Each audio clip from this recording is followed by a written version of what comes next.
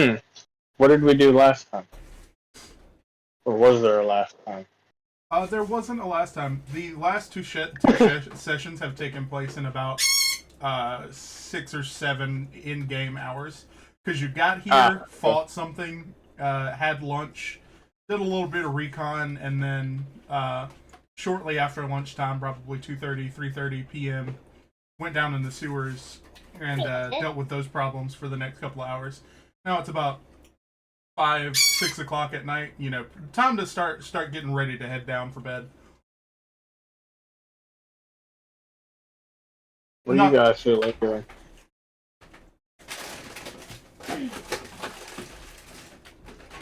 I mean, I'm sleeping in an actual bed.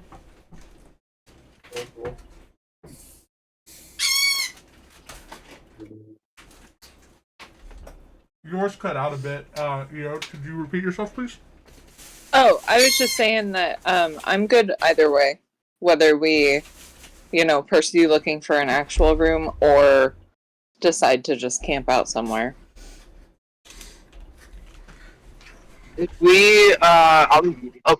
My apologies. What's the name of the chef guy? Is it Finn? Yes. Did we let him know that we were going on like an expedition? I don't believe you explicitly told him, no. Okay. So he's probably expecting us for dinner. I wouldn't mind going back to the ship. That's a good thought. I like it. Yeah, let's go ahead. Yeah. Right, perfect. So you approach the docks and I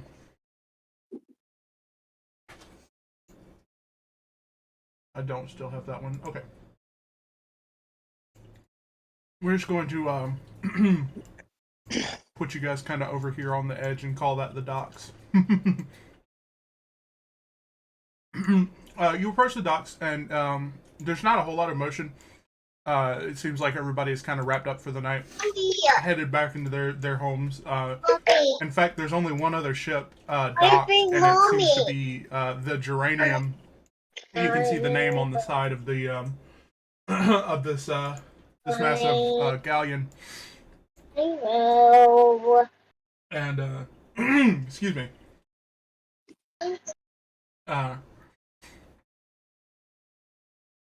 You can smell the aroma of fresh game, particularly probably you think rabbit or boar.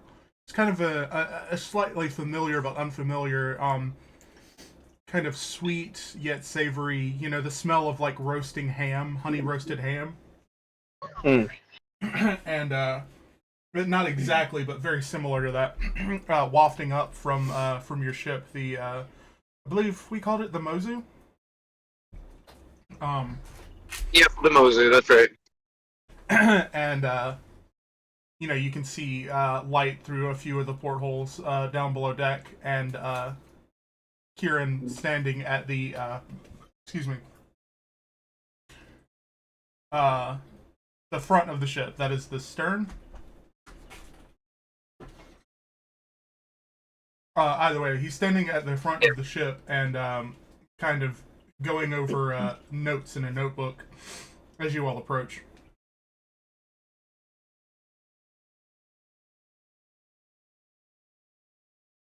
Oh, and on the deck is set up the dinner table, like you've done a few times, rather than just going to the kitchen to get your food. There's been a couple of times like you guys stop for supplies or to do a fishing haul or whatever along the way, and you set up a little table on deck. It seems it's set up now. Food's already out. There's what appears to be a few loaves of bread and a bottle of a red wine on the table, but the main dish is not out yet. While he sits down and pours some wine for himself.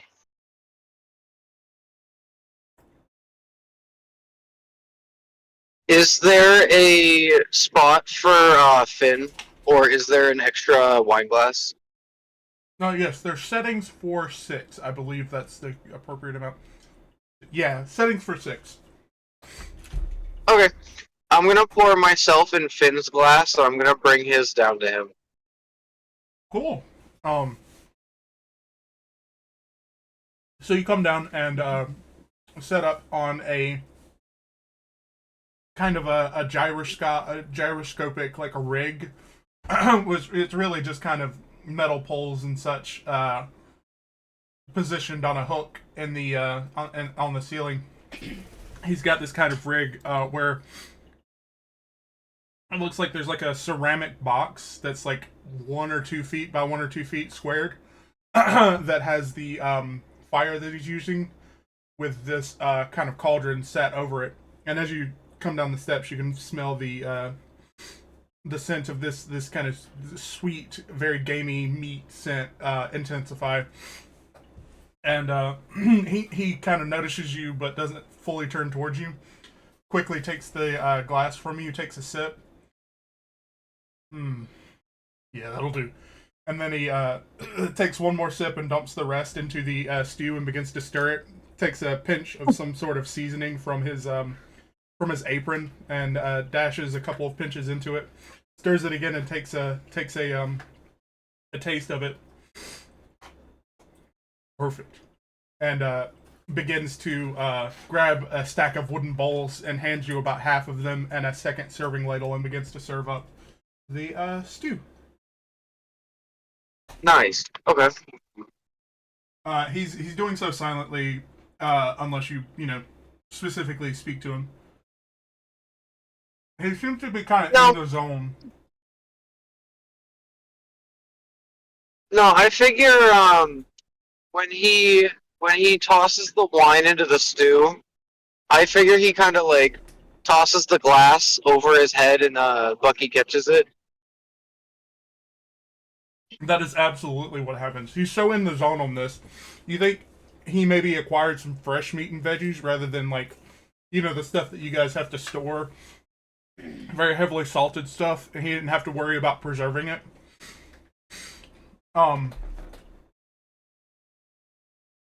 As you guys make your way with these filled bowls, he actually has 3 of them kind of in one of his huge hands, balanced in such a way that he's not spilling anything, and has grabbed a second bottle of wine as you guys make your way back up the stairs, and so smoothly, actually, very smoothly places a bowl in front of you, Laji, and as well as going around the table, setting placements. He calls out, "I was able to find a boar rabbit," they called it, at one of the local markets. I believe they called it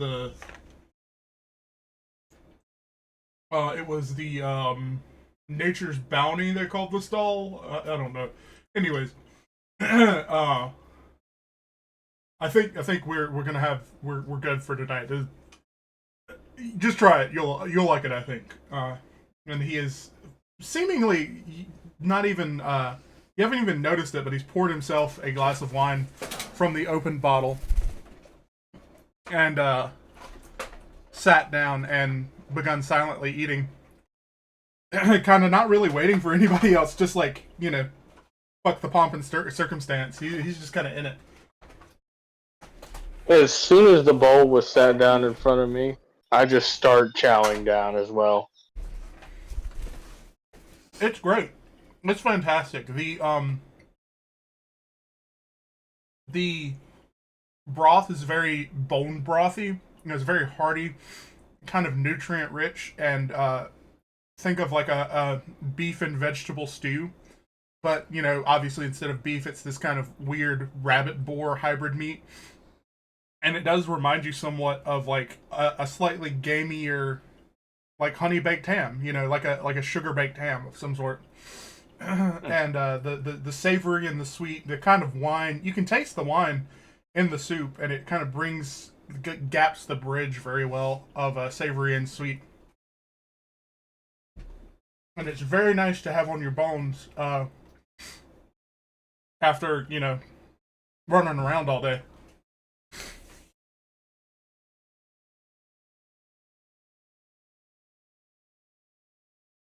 I would start chowing down immediately and think, I would look to Finn and just tell him, "Thank you so much. This is so good. We definitely needed this today." He says through a mouthful, "Good job, no need to thank me." And just continues to chow down. He's soaking up broth with his bread. And he says, "I'm just glad we could have some fresh meat and veggies." So Laji looks up around the table to ensure that everyone has gotten their bowls. Has everyone eaten? I think we all are. There's at least a bowl placed for everyone. So Laji's going for seconds if there's more. Oh, Go. For by the way, Kieran has a bowl, but he has yet to come sit down. And as you get up, Finn just says, "Hey, don't use any clean ladles. There should be a serving one right next to the pot." And he's just right back to eating.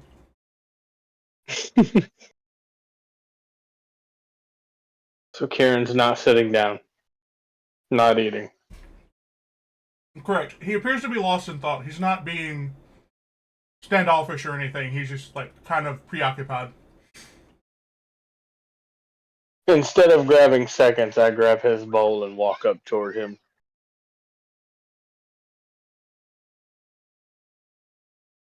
He doesn't respond to you approaching. You think he doesn't really. Go ahead.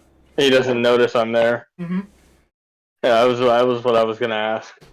I place a hand on his shoulder, and to give notice that I'm there, and then I kind of reach the bowl around slowly and say, "Eat." He starts a bit when your hand is placed on his shoulder, and he looks down and realizes that there's a bowl in your hand, and he looks up, looks around as if he's just noticing right now that it's dusk, it's almost nighttime, and he says, "Oh, thank you, I appreciate that. I probably would have gone all night had you not stopped me." Come sit. Right. Thank you. He closes his notebook and kind of tucks it under one arm, taking the bowl in his hands as he approaches the table with you.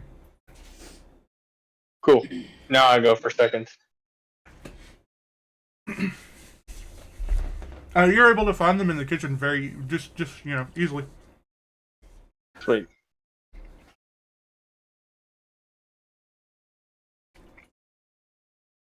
So, does anybody have anything specific they want to do before I tell you?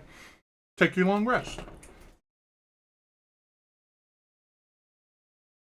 I would like to talk to people about possibly going to the lighthouse tomorrow. Yeah, open up that conversation. How do you want to address the table?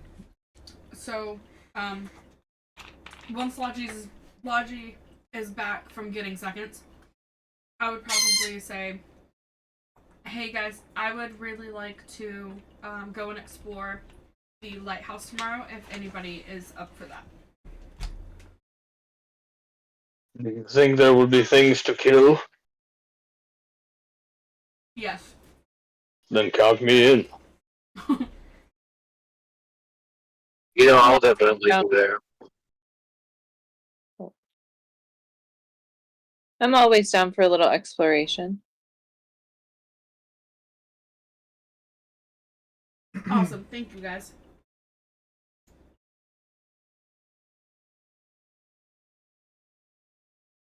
Okay.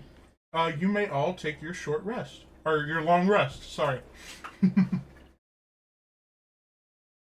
Yippee. We have to hit it twice, right? Mm-hmm. Yeah, okay.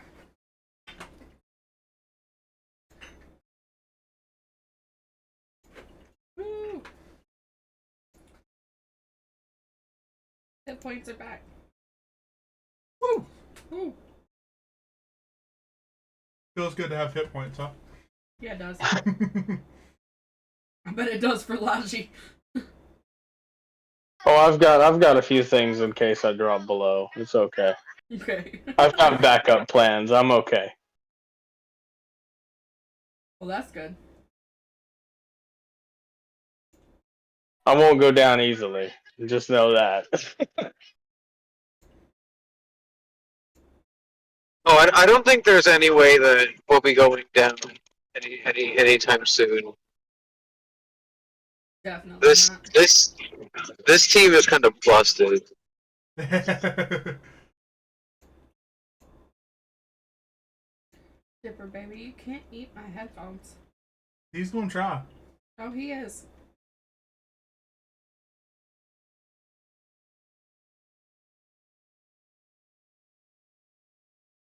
Cool. So, you all spend the night on the Mozu. And, who do you think gets up the earliest in the morning? Does anyone not sleep? I think everyone here requires an actual 8-hour sleep, so.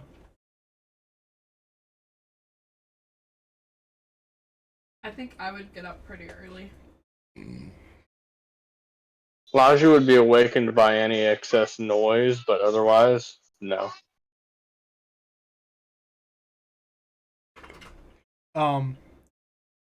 So let's say that Hakara, I don't imagine you don't even have any like heavy gear or anything. I don't think you're excessively loud. If you think that you go to sleep and get up pretty early, the first thing you see in the morning, as the you come above deck, is that standing on the docks, nearby your ship with his back turned to you, is a dwarven man, an underdark dwarf. You can tell by the kind of slate color of his skin, and as you can see, he's got a either bald or shaved head. And you can see even from behind him, he's got a bushy white beard. You can see kind of in the silhouette with his back facing you. It seems he has one hand kind of in front of his chest, almost as if you were holding something. Okay. And the other hand is leaning on. You can't really tell. The fog is super thick, but you would assume probably a cane or something. Okay. But you can't see him super well. The fog is very heavy first thing in the morning. You can see probably from the hips up pretty okay. I would approach. You'd approach him? Okay. Yeah. I feel like Hakara is the type that she would think anybody's a friend. Yeah. Until they tell her different. So Laji, I think you do hear some steps going down and away from the ship, down the gangplank, and excuse me. Nothing to make you think that it just sounds like someone going up or down, particularly down and away onto the docks. You feel like it awakens you gently. If any of the footsteps become rushed, Laji will rush to them. Gotcha. So cut back to Hakara. You approach this man from behind, and as you get closer, you can see that still in the style of a cane, but what he's leaning on is a bearded axe with intricate runes up and down the handle, and a portrait of someone, a male figure, masculine face, on the side of on either side of the blade of his axe, and he is sipping tea or coffee, something from a mug, as he turns to face you when you approach him. Okay, and he's just standing here sipping on coffee or tea. Yeah. Okay. He appears to have been waiting for you or someone coming from your ship. Okay, that's what I was kind of... Okay. Hello. Can I help you?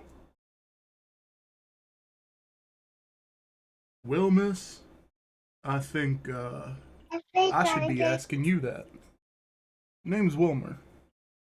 You've, the last day sure made a name for yourselves around here. I just wanted to, come investigate, and as he says investigate, he kind of gently lifts a few inches the axe off the ground, holding it by the head of the axe, and taps it as if he were a cane, taps it just a couple of times on the docks.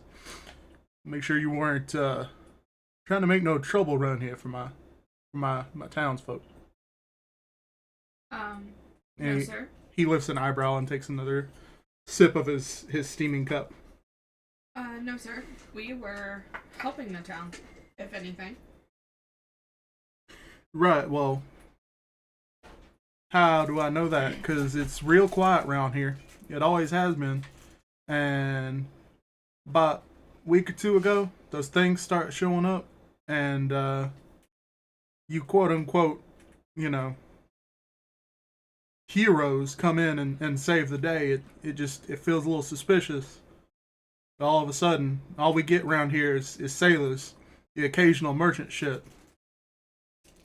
I need you to tell me what the end of this equation is, because right now, 1 and 1 equal 4, and that ain't how. That's what I see. It ain't how it should work.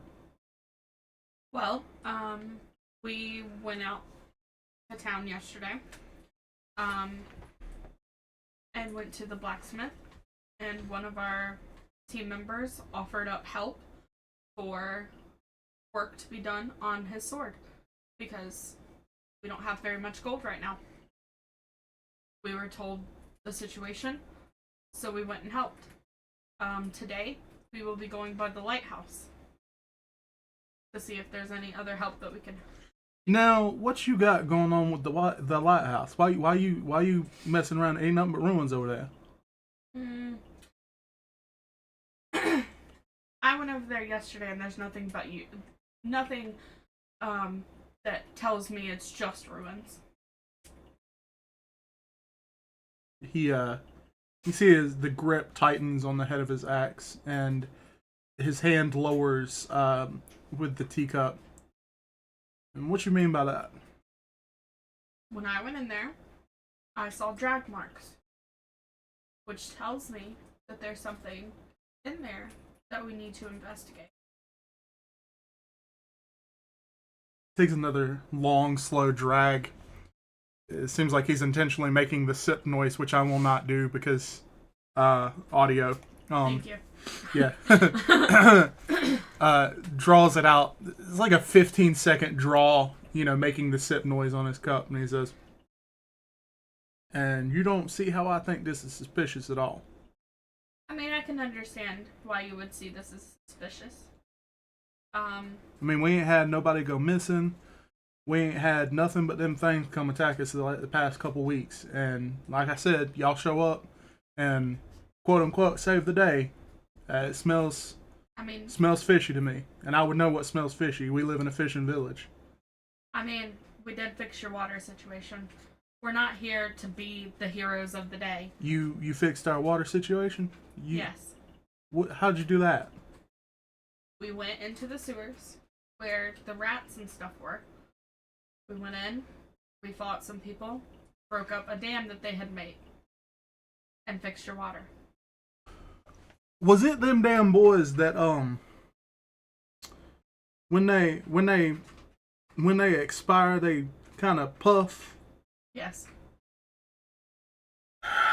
He pinches he throws the rest of the liquid out of his cup and kind of hooks it onto a metal hook that's on his belt buckle or on his belt and takes a few more steps forward towards you, again using his axe as a cane, and holds his hand out. We've been having problems with them around here. This is wilds. I say we don't have a whole lot going on, but saying we don't have a whole lot going on around here doesn't mean a whole lot to people not from here, and you don't seem from here. You'd be surprised. He is holding his hand out to like handshake with you. I want to point that out just so you know you didn't miss that. I will kind of look at his hand for a second, and then I'll reach mine out. Are you looking for anything? No, just being a little bit suspicious because of how he came across at first. Mm-hmm. When I tell you, sir, that we're not trying to be heroes, we're just trying to help out for services, essentially. We followed my dreams here. My dreams told me that we needed to come here. And one of the things that kind of was pointed out was the lighthouse, which is why I went and investigated yesterday. So we are headed there today to go and figure out what's going on. Right. I get how that sounds. I understand. The captain of the ship was very weirded out by the fact that we were following my dreams as well. But let us hear. Right. And what is y'all's goal? Y'all didn't come bearing items to sell. Y'all are not fishermen. That's not a fishing vessel. No, sir.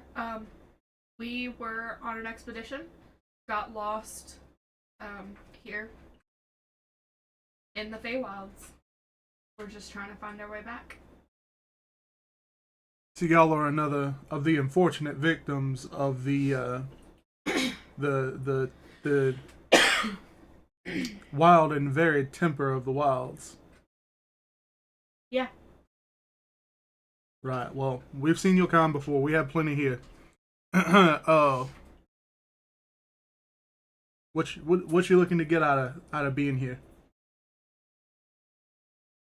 Nothing.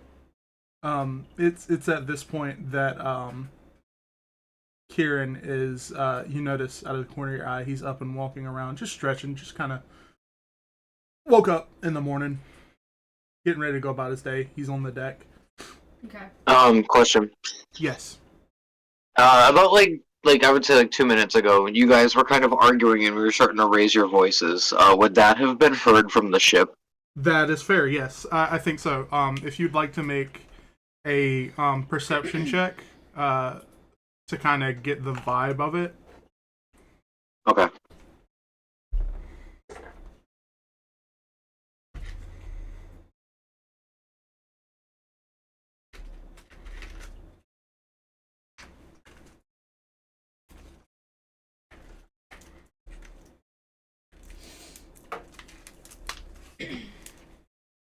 Ooh, that's a 17. Oh, nice. Popped up on my thing. Sorry, Bucky. So with the 17, you can tell that it's a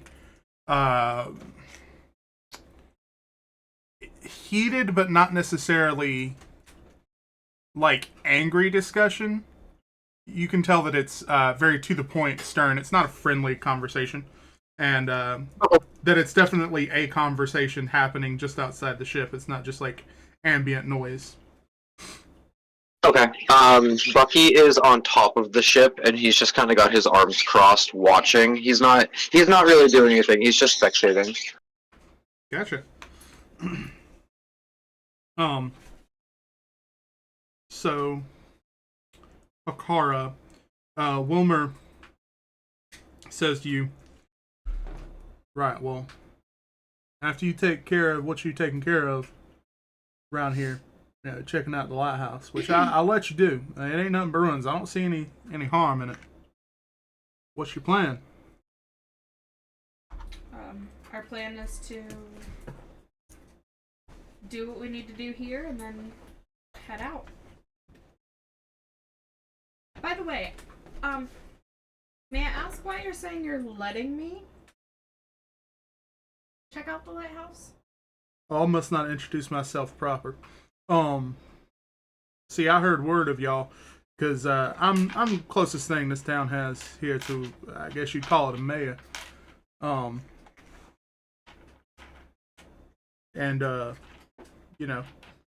If I thought you was up to no good, I'd politely ask you to leave, but you seem to be on the up and up. Yes, sir. We're just trying to help. Me and my team aren't just a bunch of criminals here trying to ruin stuff. We're actually trying to help. Well, that's not necessarily what I meant, but I had to investigate. I got to make sure that the interests of my people are, you know, well taken care of. Yes, sir, and that's exactly what we're doing. Y'all selling out on that thing? He points, nods towards your ship. Kind of an incredulous tone. Yes, sir. Right, well, I wouldn't feel right letting you sail away on that thing. I tell you what, you go check out that lighthouse. If you think there's something going on and you can prove that there was some kind of danger to my people, when you take care of it, we'll get you taken care of, alright? You already did one thing for me. Taking care of the water around here, that's going to help us a lot. Our crops are suffering, and I'll give you that. But, you know, that was for you, apparently. It feels like that was for you. I need something for me, you know? Not to be selfish, I got my people's interests in mind. We can do that, sir. Right. Where exactly will I find you after? I usually move around town, but you can find me just south. Excuse me. Just south of the waterfall deepest, of the fountain deepest in town.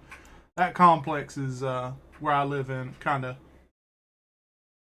I'm no man of means, but you know, they insisted.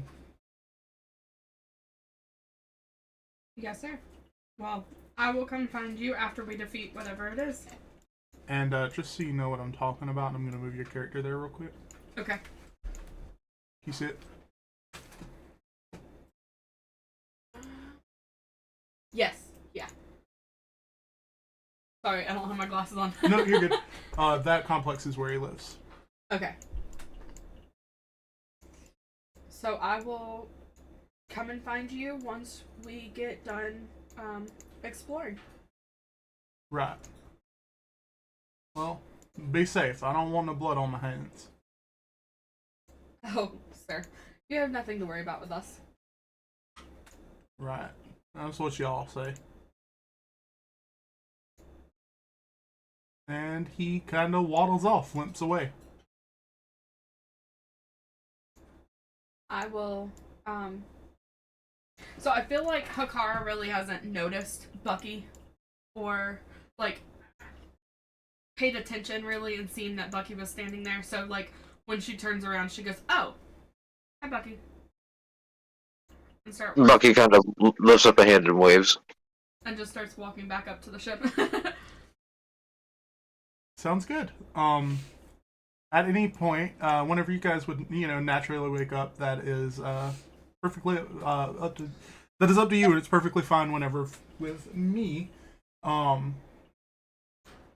But is there anything in particular that you would like to pursue or anything first thing in the morning as you all wake up?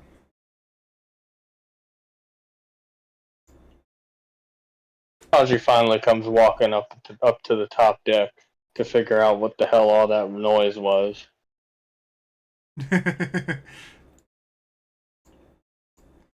You can have walked up at any point, actually, whenever you feel like you would have woken up. Oh, Elijah was awake the whole time listening, but... Gotcha. Cool. I feel like, Hakara would not really think too much about what happened and just go looking for breakfast. Cool. You can actually, at some point between you waking up and the end of your conversation, smell cooking, like animal fat being rendered as Finn starts up breakfast.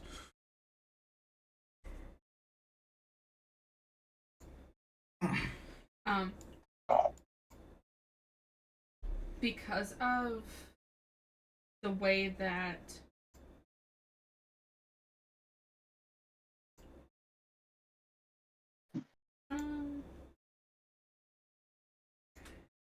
because of the way that Hakara's brain works, she really didn't think too much of him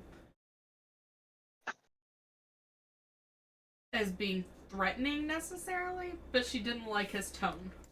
So she probably really won't talk much about it to everybody else. Yeah, I mean, that's understandable. You get the vibe that he was attempting to be threatening, by the way. Yeah. But the way I think about it is like Hakara grew up as being an outcast in her tribe. So like his threat wasn't good enough for her to think of as a threat. She's heard worse from better. Yeah, but she could definitely tell his tone was wrong, if that makes sense. Like, she didn't like it. No, that totally makes sense.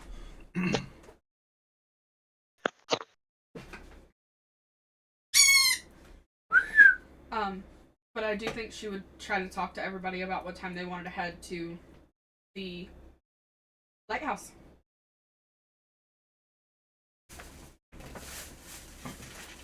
So who do you approach first?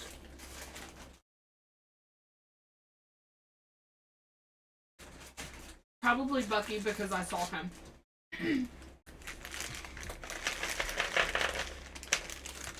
Okay. Bucky's gonna kind of put his hand on his rapier and adjust his coat with his other hand, and he's gonna go, well, I believe I'm ready as soon as the crew is assembled. I believe, as soon as possible for me. Okay. And I'll take the time to go check everybody else. Cool. The next person you see is probably Laji. I was gonna say, I think Laji would be the next person.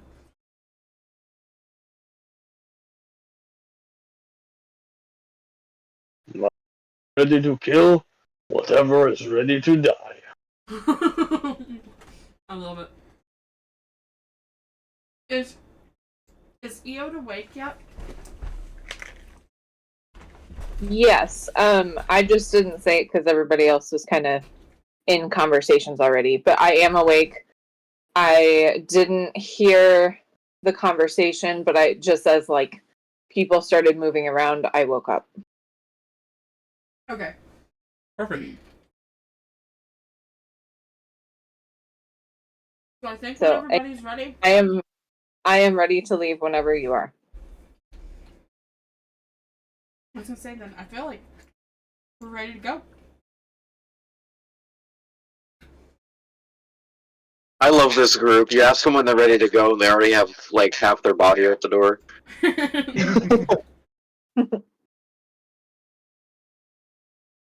Yeah, everybody's ready to start fucking with shit. Blood for the blood god. Right. So To the lighthouse. yes.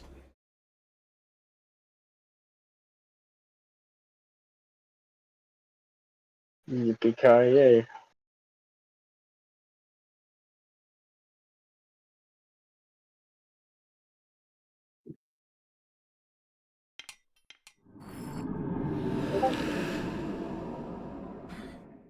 Don't worry about what that was for. Huh? What was for? Amnesia death. Yeah, I don't like that. What? So, you approach this lighthouse, and it's much the same as yesterday. Nothing really seems to have changed, except the door is slightly cracked open, and yeah, you are standing outside it with the door slightly cracked open. How would you like to proceed? I would like to stealthily walk in. Make a stealth check. Okay. I gotta remember what my plus is. Is everybody being stealthy? Sure. I guess, yeah. That depends on how high my roll is. I was gonna say, That's fair. make a group check for me then. Oof, that's a 10. Oof.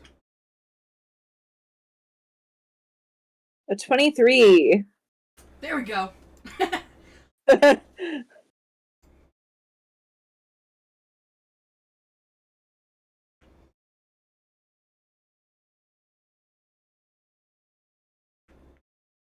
I actually have a rather odd difficulty in.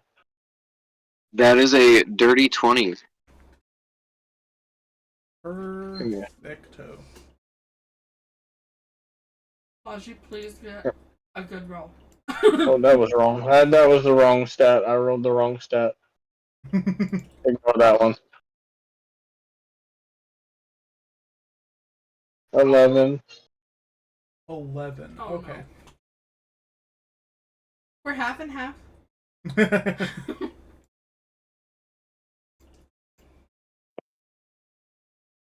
Wait, at least it's not a fucking 1. I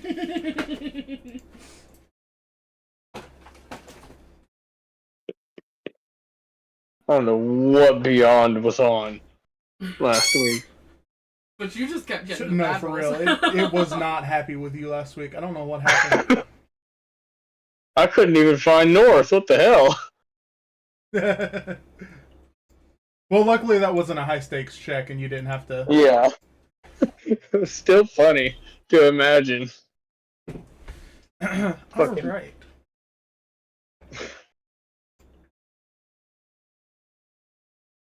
I'm so nervous to figure out what we're going to be fighting. I'm ready to kill it. So, you... That's not correct.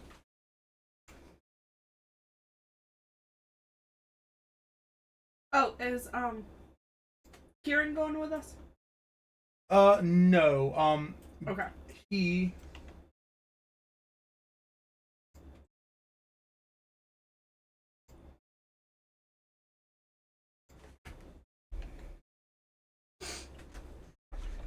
he told you he was going to set out and,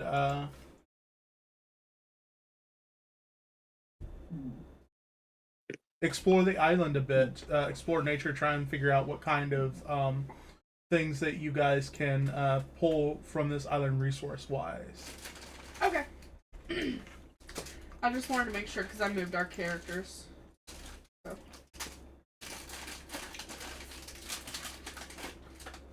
Why is this not doing its thing?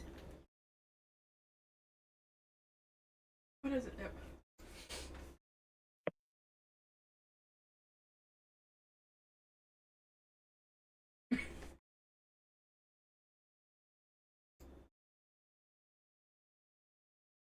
Sorry, my tools are malfunctioning. I know.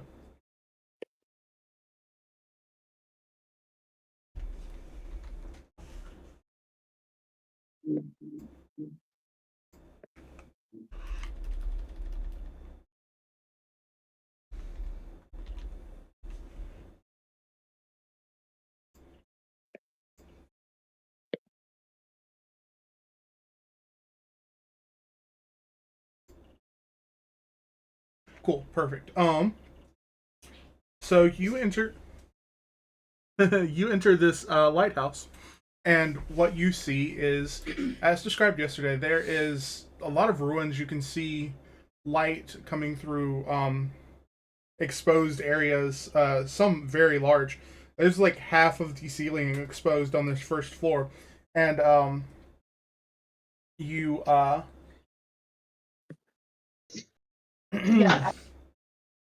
you see that the trap door appears to be half open now, where the drag marks lead directly to.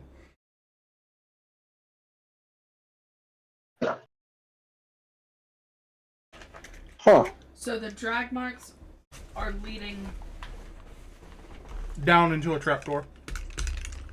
that is kind of like half open. I don't like that it's a trap door, but Well, with it being half open. I say trap door. It's more like just like a cellar door. Okay. And I'm thinking about it. I say half open. What I'm imagining is that it's one of those ones that you lift the entirety of the door off. It's not on a hinge. Oh, okay. Do we hear anything coming from this door? Make a perception check. Okay. Investigation. Okay. My perception was +4. My investigation is +0. I was very excited. Well, investigation is just more adequate right now. Yeah, that's fine. Oh, that's an 8. Looks like a dark hole. That's just okay. All right. 1 + 1, so I get 2.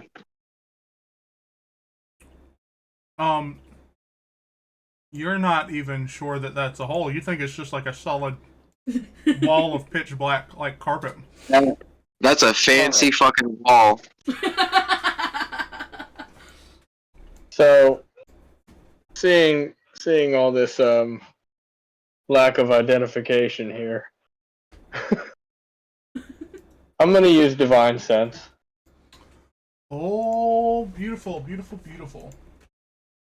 I can detect good and evil, the location of any celestial fiend or undead within 60 feet that is not behind total cover.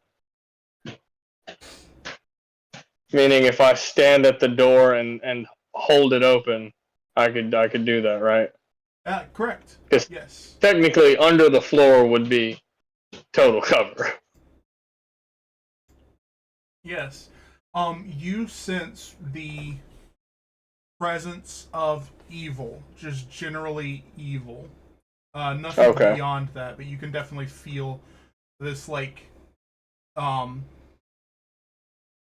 it's like when the air is too foggy and you try to breathe and it kind of chokes you up a bit. That's the kind of feel you get.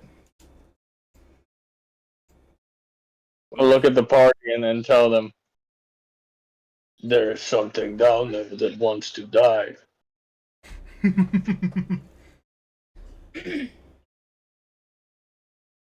Then I let's go down then, there. for even more fun, let's make this interesting. I then cast protection from evil and good on myself. Oh. Oh. And I immediately start heading down. Have disadvantage that can't be charmed, frightened, or possessed by them, or is already sure. Blah, blah, blah. You have no idea Ew. how good that is for you. That's gross. You just straight up pooped on my hand. I'm sorry, Kendall. Nope, it's fine. That's some shit. It was. Because it's hot. Oh, Yeah, I hear you. Yeah. Yeah, I was gonna say, by the sounds of him, he's gonna do it again. Yeah. He's not afraid. No, he's not. He's very proud of himself. I can see him in my little mirror and he's bouncing. He's very proud of himself. Ugh. Yeah, you are. I can hear you.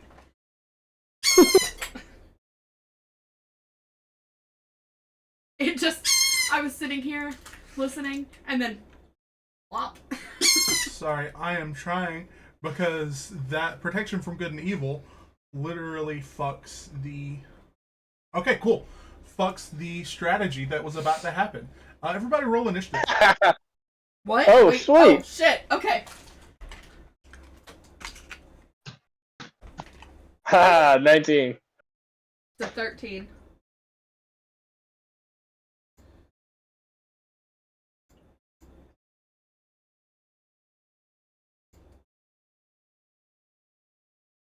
I got a 7. There we go. 24.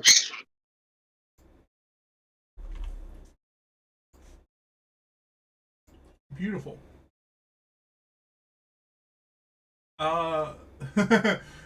Bucky, you are up first, actually.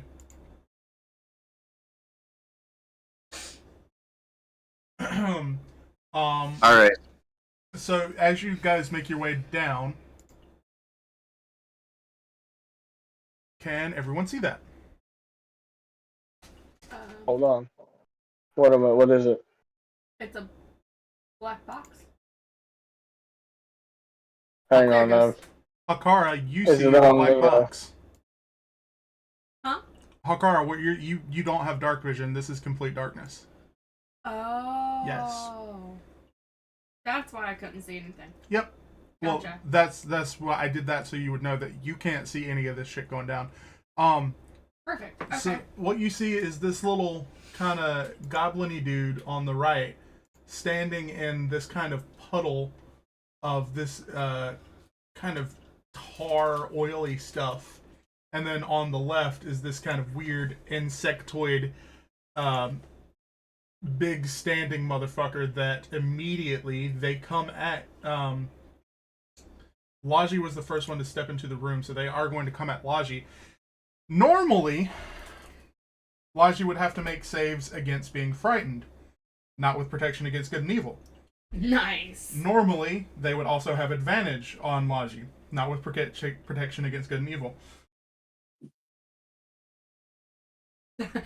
That's so fucking cool. Does a 12 hit Laji?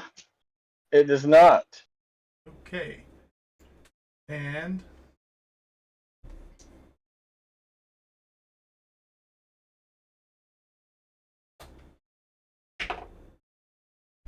natural 20 on the second one. Oh, fun. Yeah, that obviously hits, and that's going to be a crit. Yeah, luckily, it's not an ass of damage. We'll see.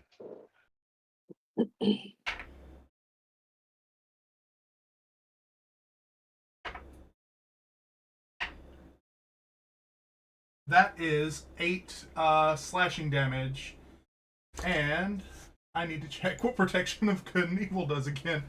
Charmed, frightened, or possessed with it. Okay, cool. So I do need you to make a Constitution saving throw. I take 8 total damage. Correct. And con save. As when you step in the room, both of these guys kind of charge at you, and the weird insectoid guy is the one that actually makes a hit on you. So this die just insulted me. It just disrespected me so very much because it rolled so slowly over the number 19 as it rolled over to 3. Oh no. Oh no.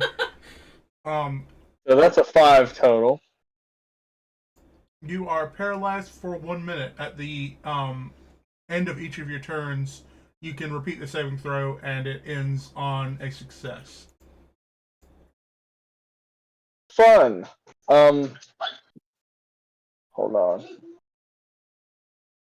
Does that take out the ability to use lay on hands at all?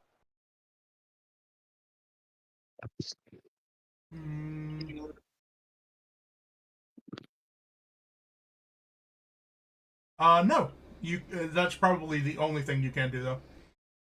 Okay. And then this guy, the guy that just hit you,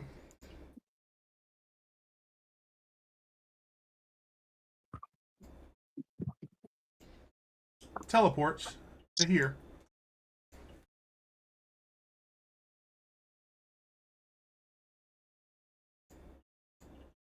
It's here. I don't see anything on there. Down in the bottom kind of left corner of the... Oh, a little gold lizard looking thing. Yeah. Bucky, you have the first actual turn. They got a surprise round, basically.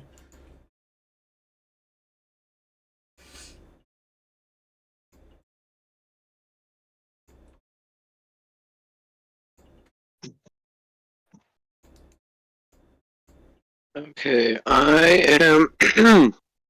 I'm gonna run over to the.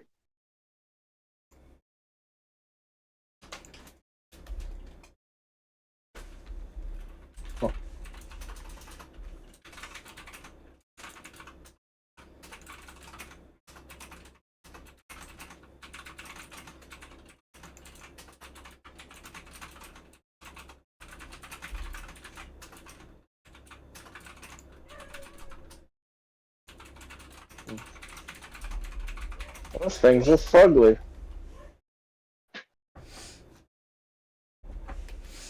Yeah, the little guy standing close to you that didn't teleport is the second one.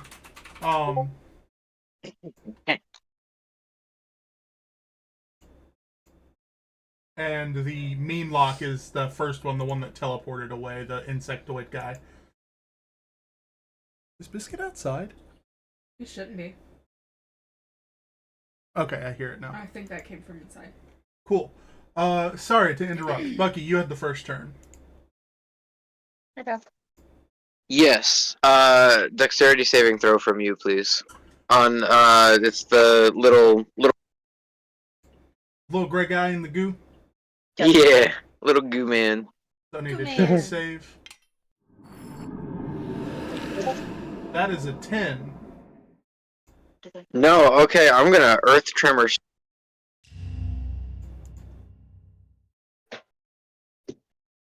Earth tremor?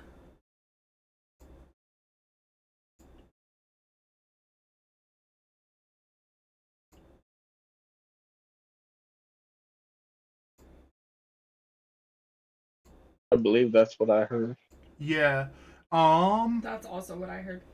So as I have you guys lined up right now, which obviously feel free to kind of move slightly, you would also hit Laji, but you can move around to, get it where you don't.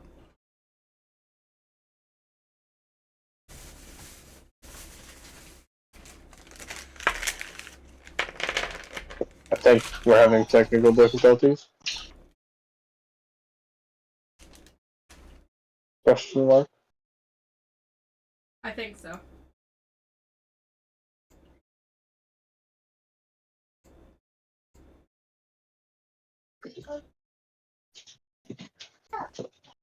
Hello?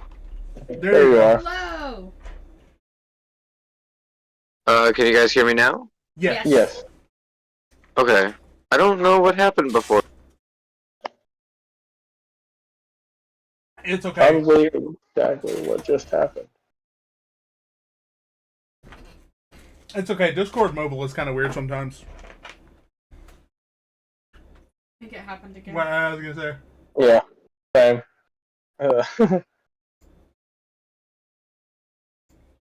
Hello? Hi. Yep, there you are. Okay, it's every time I open Quest Portal, so I can't look at the map. Oh, What okay. else do you know? I'll tell you what I'll do. Yeah, are you able to position me in a way to where I can hit the enemy hitting Raji, please? Yes.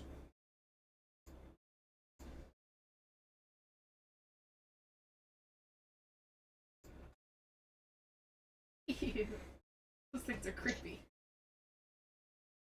Yeah, they're little dank, dark dudes that live in a basement. I like them. So, what was that damage? 1 damage? Cool. Yeah, but just the one. Does it have any additional effects? The area I stomp becomes an uneven terrain, so where he's standing, but it probably already is. Difficult terrain, at least.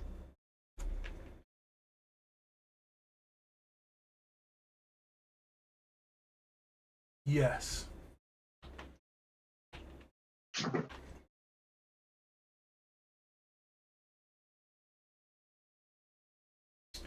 Cool. So, is that what you have for your turn? Yeah, that's gonna be it. Cool. So, next up, this little guy is, it's actually his turn next. And as he's right here near the wall, there's this little crack in the wall that looks like just big enough for him to slip through. And you see that he, yeah,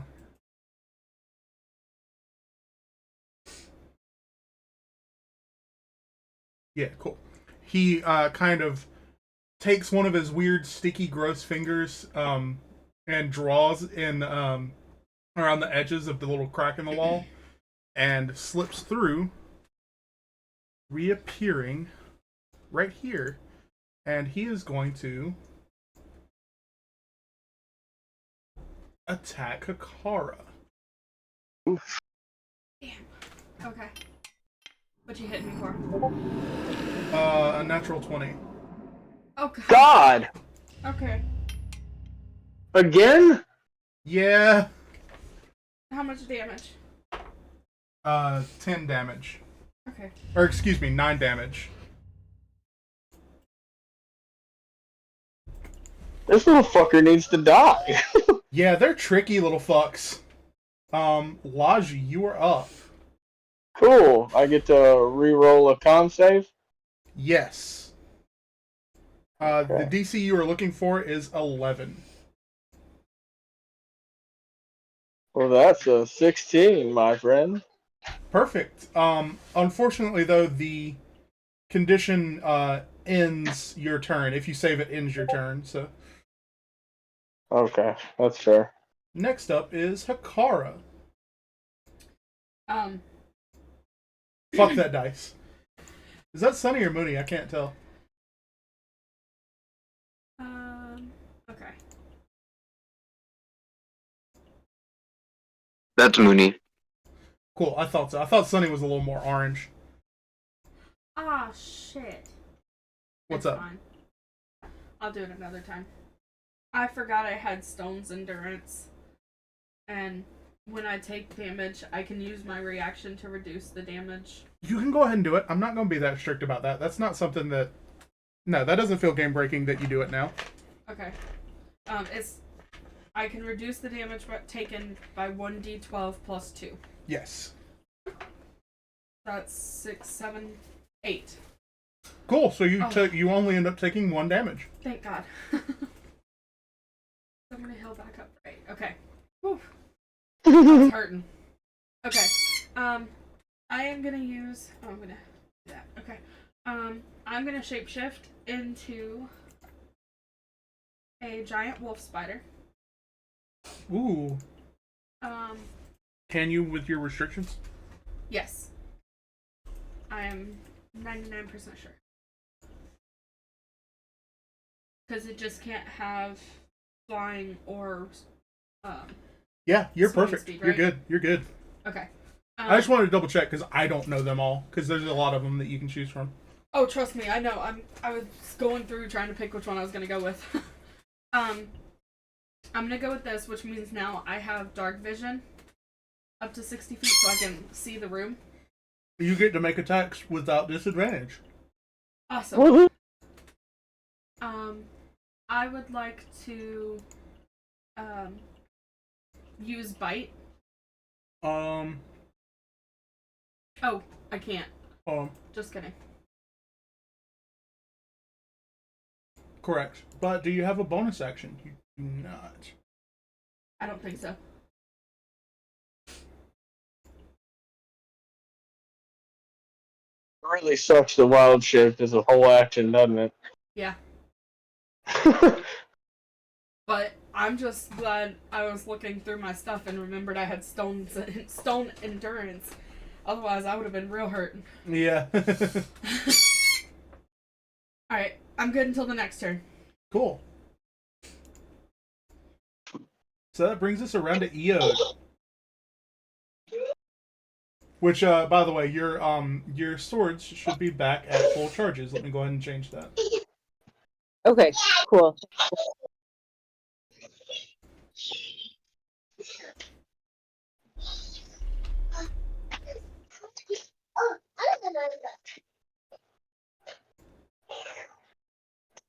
So you've got this little weird insecty guy at the back of the room and a giant wolf spider version of Hakara standing in front of this now terrified little oily man. Okay. Is he still like aggressive or He seems to be. He definitely just tried to smack the hell out of Hakara. okay, I just wanted to double check. Okay, then I want to move to him, and if I use take, is it going to also hit Hakara? It has a 5-foot reach, it says. Oh, wait, that's just reach. If you kind of come around back behind this guy, then no. Okay, that's what I want to do. And then I want to use take. Perfect. So go ahead and roll an attack for me. Does an 8 hit? It might actually. These guys don't have. I'm not promising anything. An 8 does not hit, unfortunately. Okay. In that case, I want to. Hold on a second. You. Oh. These are Fae, which is your favorite prey, and you get bonuses for that. And I'm not sure 100% what those are. I think you either get extra damage or an advantage roll on attacks. I don't remember. Yeah, I'm trying to. I cannot remember for the life of me which one it is. This is the guy that played a ranger for literally years. If I remember correct, you get extra damage. Yes.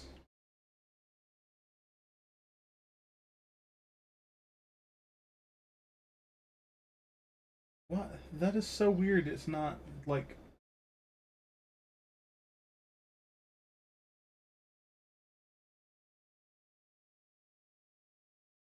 I'm not seeing anything about it under features and traits. Yeah, but I know you do get additional damage. It is an extra 2, I believe, right now. Okay. Hold on, I'm reading it. I'm sorry. Oh no, you're fine. I just don't want you to miss out on anything that, Oh yeah, no, I appreciate it. Beginning at first level, you have significant experience, have favorite enemy type. You have advantage on wisdom checks. Track your enemy as well as on intelligence checks to recall info about them. You gain this feature, you learn one of their languages.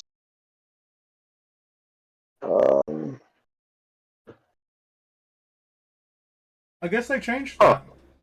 Yeah, I remember some damage. They did do a relatively large change recently. Yeah, Wild Shape used to not be level 2. Yeah.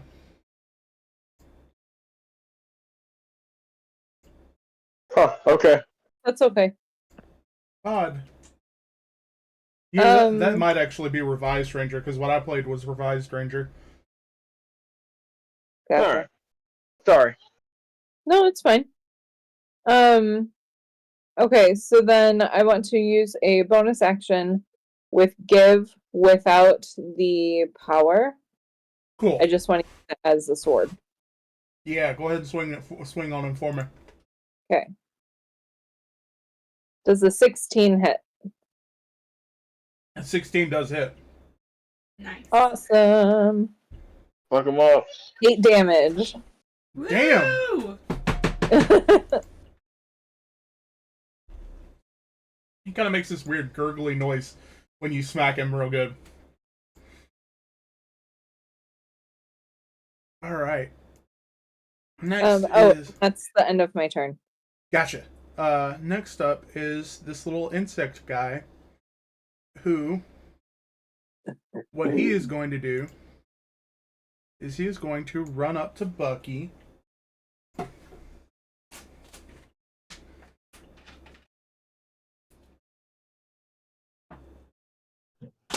And he is going to try and attack Bucky. Excuse me, Jesus, sorry. That is a dirty 20, Bucky. Hey, is that your dice? Is it making noises? Yeah. Yeah. That's so cool.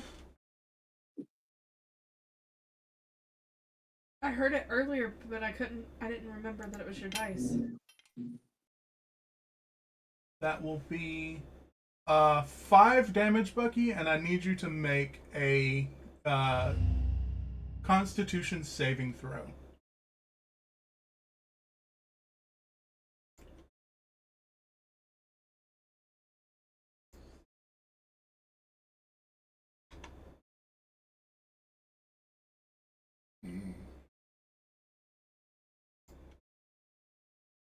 I feel so dumb. Okay, never mind. I am dumb. No, you're Why? good. Did you find what you were looking for? Yes, and that is a. Oh, that didn't land even. Uh, so that's a 1 plus a 2, so 3. Oof. You are paralyzed for 1 minute. You can repeat the saving throw at the end of each of your turns. And Funny enough.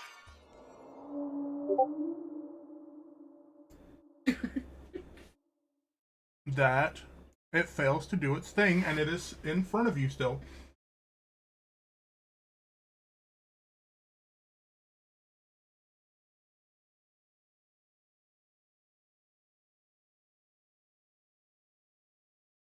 The different die Cool. make different noises. Yes.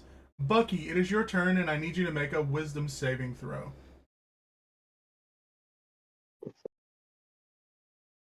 That is a 17.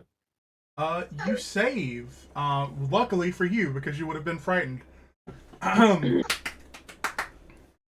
This guy is mean, thus the name. You now get an opportunity to save out of your paralyzation. Constitution save for that. Yeah, let's do it. That is a 10 plus 2, 12. That's perfect. You save. Which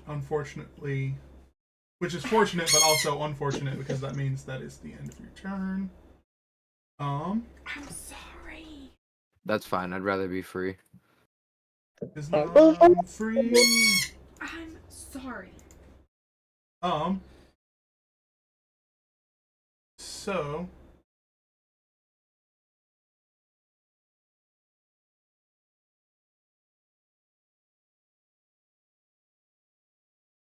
Not my fault. I had to sneeze.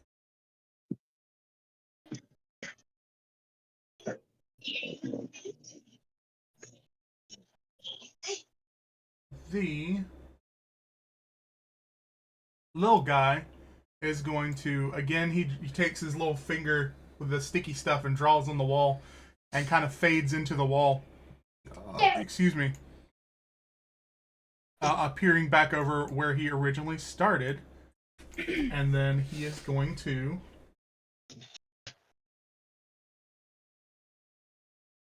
create this puddle.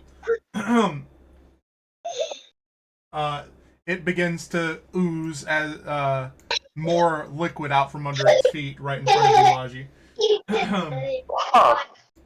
And speaking of, it is your turn, and you have started your turn there, so you need to make a DC 11 Dexterity save. Okay. Sure. Can you tell that these guys are Fae, by the way? Nice. Sure, save. yeah. 19, by the way. You succeed as the oil kind of pours out under your feet, and it you kind of slip and slide for a minute, but you gain your footing. It is your turn. Sweet! Finally, I can hit something. Smack the piss out of it.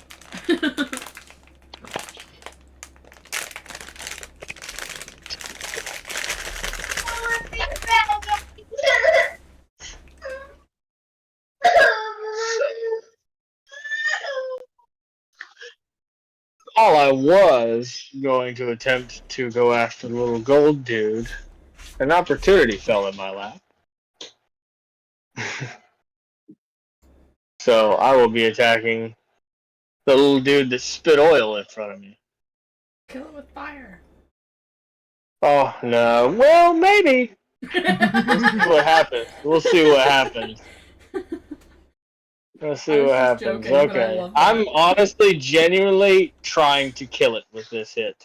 So I'm gonna two-hand my new battle axe. Oh, beautiful. Fuck him up. Fun. 13? Does that hit?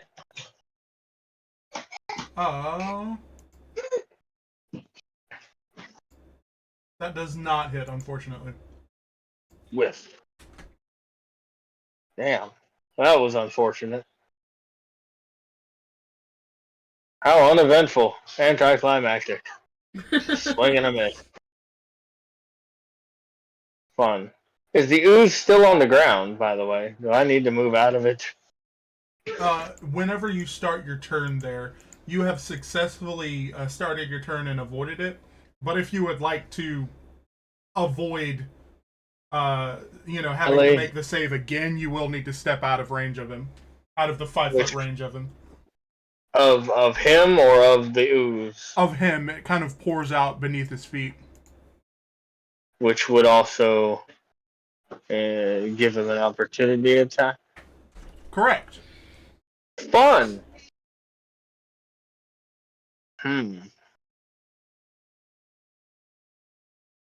Either way, I see this going that I'm going to have to make the save anyway. Because if I move, he gets his turn before me, so he can just come and spit all over me again.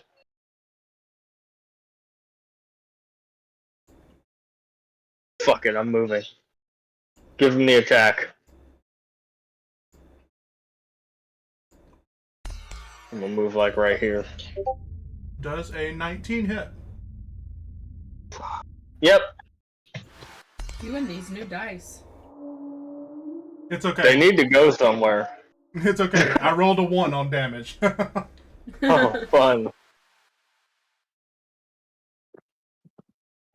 Giant wolf spider, you're up. Okay. I want to use bite. On what?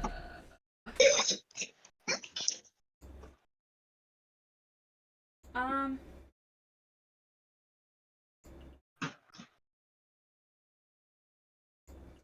would like to use it on the creature that's in front of Laji. Okay, so you're gonna run over here and bite at it. Go ahead and make an attack roll for me.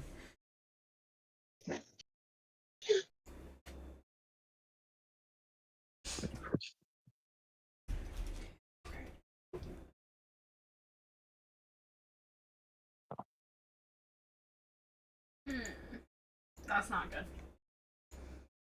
That's a crit fail. Okay.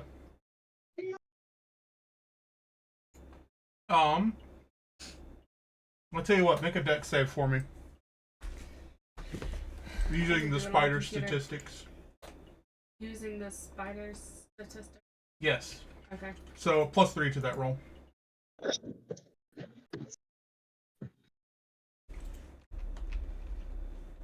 Okay, that's a 14 plus 3, so 17.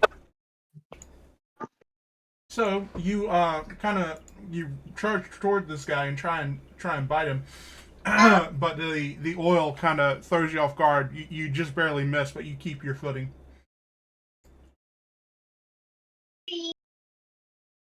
Eod, your turn's up. All right. I want to move towards the orange guy, by Bucky. And I want to attack. Can I attack with take without hurting Bucky, being that I'm on the opposite side of the thing? I believe the answer to that is no, because I think it's within 5 feet of the thing that is being hit. Okay. In that case, I'm going to use it just as a scimitar, and take a swipe at the. Cool. Go ahead and roll an attack for me. Does a 10 hit? A 10 does not hit, unfortunately. Okay. For my bonus action, I want to do the same thing, but with give. Awesome. Roll it up for me. Does a 9 hit? I am so sorry. I don't know what is going on with the digital dice.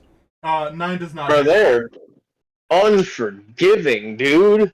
Yeah, for real. I feel like this fight should be over by now, but the fucking dice are just like, no. The dice are wanting to keep it going. Okay. So, this guy, it is his turn now, and seeing the new threat, he's going to try and strike out at Eode. Does a 10 hit?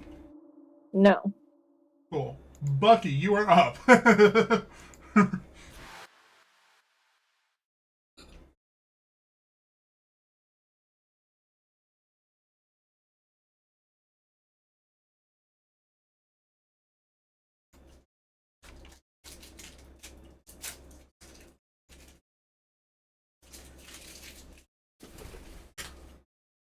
Dang, dude. What happened? Bucky? What?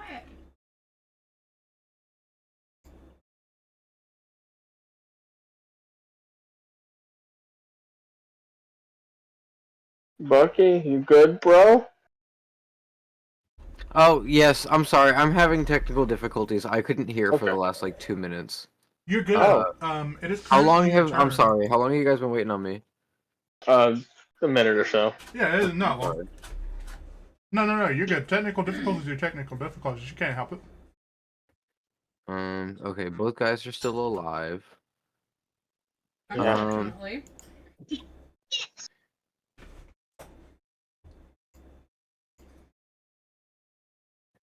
I think the guy right in front of me, I think I'm just gonna kiss him with my rapier real quick. Oh, that almost got weird. Like, oh. Go ahead and roll an attack for me. Seduction roll?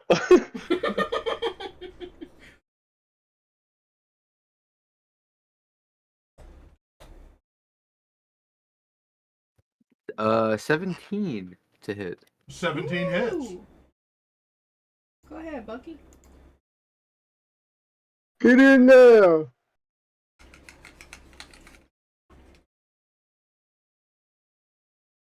Yo, that's a 7!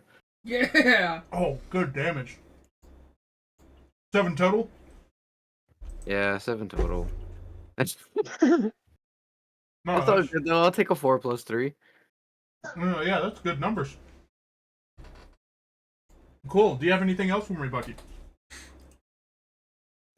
You know what? For right now, I'm good. I appreciate it. Awesome. So, Sticky Guy's up next.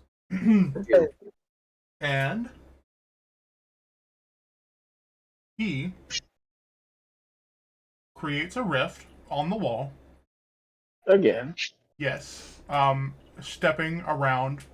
Basically stepping behind you two without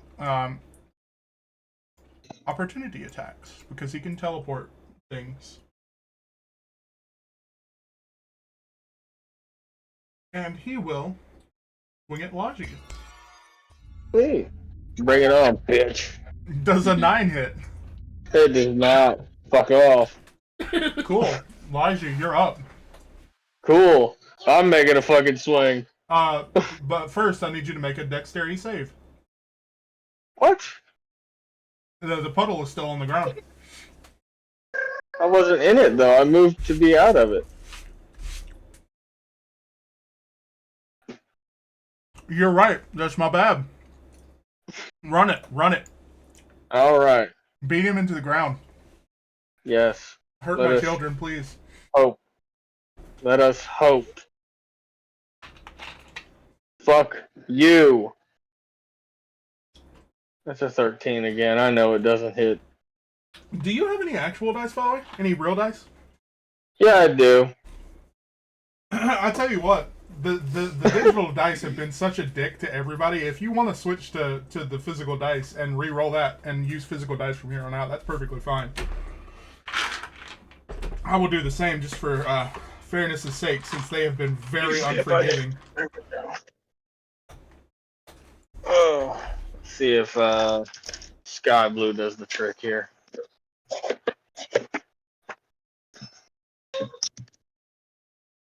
Well, that's a lot better.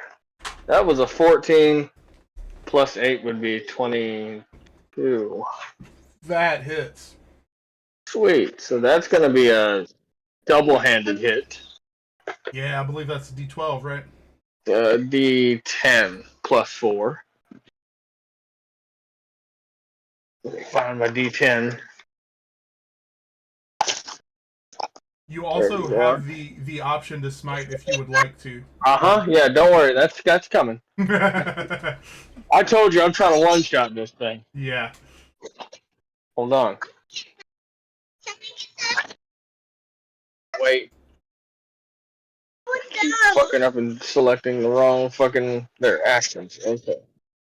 So damage would be 1d10 plus 4, and then I will be using a spell slot to divine smite the fucker. So that'll be 2d8 extra damage. Correct. And remember, if you roll a 1 or a 2 on any of those, you can re-roll it once. Right.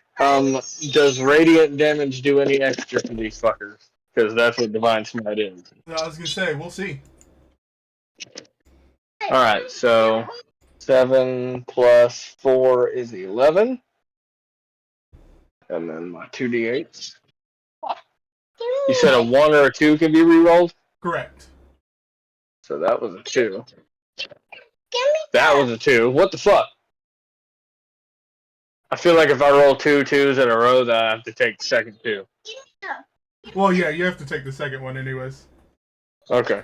And then the next d8 will be 1. What the fuck? But that A is 2! Come Yeah, on! there we go. So that's 15. 4 radiant plus 11 raw, so 15. Oh. And this is with your axe. Yes. So you cut this guy in half, and as you do, his body kind of fades into this into the pool of liquid. Sweet. Does it take an action to force an intimidation check? Does it take an action to intimidate? I'm gonna. What? I think it would in this circumstance, yeah. Okay, because I wanted to kind of look over at the other guy and fucking intimidate him somehow. But if it takes an action, that's fine. I'll wait. Hakara, you're up next. Okay. I'm gonna move over to this guy, Cool. and I'm gonna try to bite him.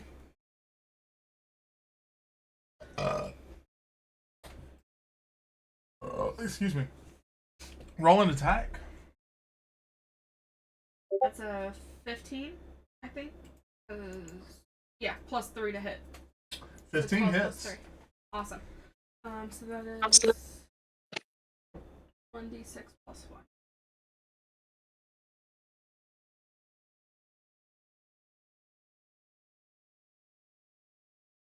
That's a 5 damage. And I need a Constitution saving throw. And you need a con save? Yes. Okay. He's not terribly great at that. Does a 4 save? No, it does not. And because you failed the save, that's 2 more d6 poison damage. Go ahead and roll it for me. That is 5 more poison damage. So 10 in total. 5 poison, 5 regular. Cool. Well, 5 poison, 5 piercing. Yeah. So 5 more on top of what he has already taken. Yes. Cool. Does that reduce him to 0 hit points? No. Okay. Go ahead. There's just another thing that says if the poison damage reduces the target has 0 hit points, the target is stable but poisoned for an hour. Yeah. So that's all. Eode, you are up. Alright. Let's just use my scimitars again and hope for the best. Fuck him up. Ooh, nat Ooh, 20. nat 20, hell yeah. Woo! I think that's the first player nat 20 of the game, right? Yes. Nice. I'm excited. So that means that you will roll 2d6. There we go. Yeah. Takes 10 damage. Oof. He does not like that. Is he still alive, though? Yes. Okay. In which case, I'm going to use my bonus action and slash at him with my other scimitar. Beautiful. Go ahead and roll it up for me. How about a dirty 20? That definitely is. I'm going to go ahead and let you know. Yeah, I was going to say your minimum damage kills it. So. Oh, amazing. Well, I got 7 anyway. Oh, that hurts so bad. Do you want to go ahead and describe how you kill this guy? Let me think. With my first strike, I'm going to go like shoulder to hip. Oh, I love it. And, with my second one, I'm gonna go like across the throat. Oh, Ooh, that sounds personal. Yeah, as you do, this kind of greenish black ichor spills out, and it just kind of stumbles and collapses into its own, pool of blood. You are out of initiative order. Oh, thank God. And I have to use the restroom, so everybody can take a break for a second. That was Sweet. rough. I want to talk about the tactics a little bit when I get back, because they are meant to annoy the shit out of you. No wonder. I want to talk about those fucking nat 20s. Fuck was that bullshit? Seriously. Nat 20 after nat 20. The fuck?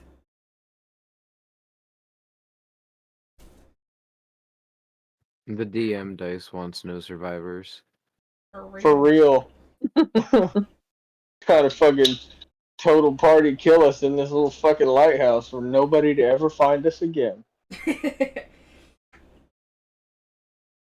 And Kane just purchased those dice. So this is the first time they're using them. He's using all their fucking luck. Yep. Give it time, it'll start rolling ones. Hopefully.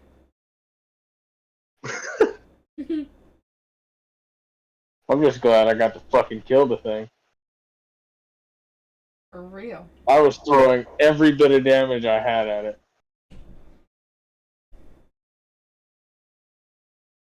Total damage potential in one hit for me is 14 plus 16, 30. I can do 30 damage in a single hit. Holy crap. That's insane. How many floors That's do you for all want in the shipwreck maximum. house? Because, like, I can keep them coming. What? I don't know. But that's nuts. 30 damage in one turn. I can in one swing.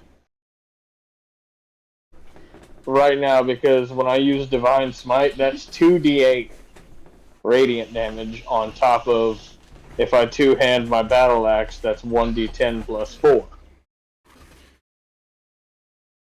That's So, wild. maximum damage is 14 plus 16. So, these guys are built to just make you, like, fucking Three Stooges. The Boggle, the little oily guy, he has 2 oil puddles. One is sticky and one is slippery. Basically, you get stuck in it or you slip on it. Either way, you have to spend your turn making a check to get out of it. And then the Mean Lock, which fortunately for you guys, it didn't really come up, has a fear aura, which of course Logi wouldn't have been subjected to Affected anyways. at all. If you fail the wisdom save, you would be frightened. And a frightened creature has disadvantage on all ability checks and attack rolls, while the source of fear is within line of sight. So, on top of its own paralyzation effect, having disadvantage on saving on it when you can see the Mean Lock, it would also give disadvantage on the oil puddle, the sticky oil and slippery oil checks. So they're basically a disabling pair. Yes. The kind of, but because there's not really going to be any way that anybody would know. My headcanon is that these guys discovered that they work well together and started hunting small game. Yeah, small game, and dragging it back in here and eating it and stuff. Where they're dead now. Yeah. You killed two poor little innocent creatures that weren't hurting nobody. Mm-hmm. They fucking hurt Logi, so they died. I was gonna say, ain't hurting nobody, and they put some beat What about down those on nat us. 20s, man? What about those nat 20s? You ain't wrong. Be careful, you be careful. You ain't gonna get no more 20s out of them dice. You are not wrong. Use them all up in one encounter. I know. I switched the dice after the second nat 20. I was like, this is not even fair. Hey, go ahead and grab that D20 that you were using right now and just roll it real quick, just for shits and giggles. Just roll it one time. I have to change it because it was a digital dice. Oh, okay. Never mind then. I thought you had physical dice you were rolling. I was about to be like, you accidentally bought some weighted dice. No, for real.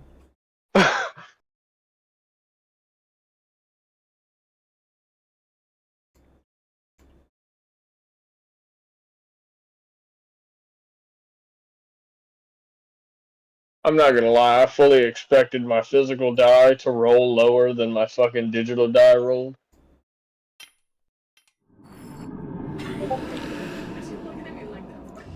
I mean, I did just roll a 15 on that die as well. 15, a 12, and I'll roll one more just for the rule of threes.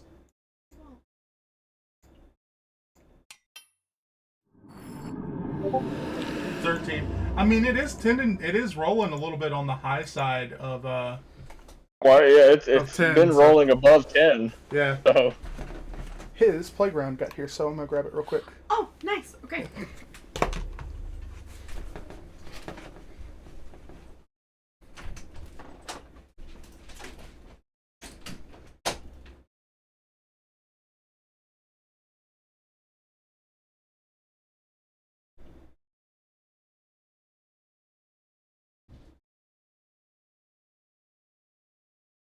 I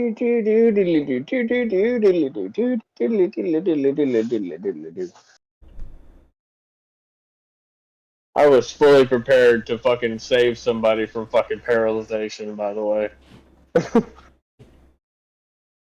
I think.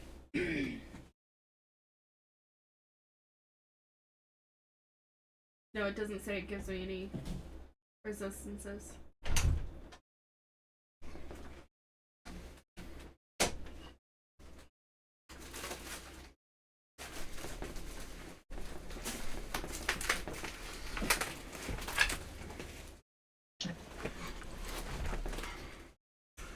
Alrighty, Rue. How is everybody doing? Chilling.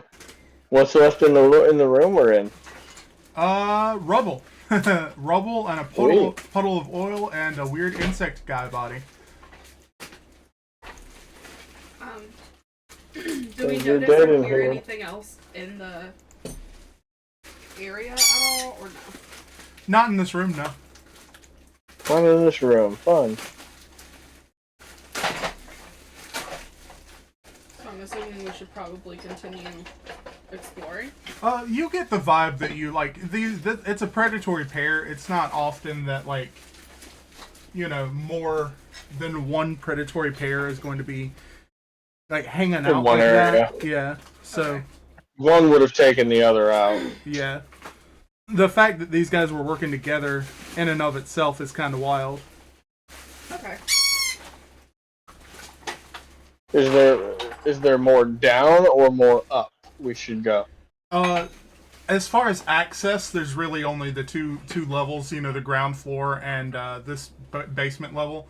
It's too ruined Okay. to really do more than explore more than that. Okay. Is there anything that may intrigue us in the room aside from the dead bodies? I mean, there's a lot of rubble, ruined books, shattered glass. It looks like maybe someone at some point sheltered here because there is this little like fire pit, but it is long cold. Oh.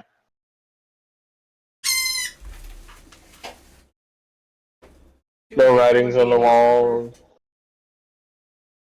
There's lots of little oily, slick black squares. Probably little dude's portals. What I would assume.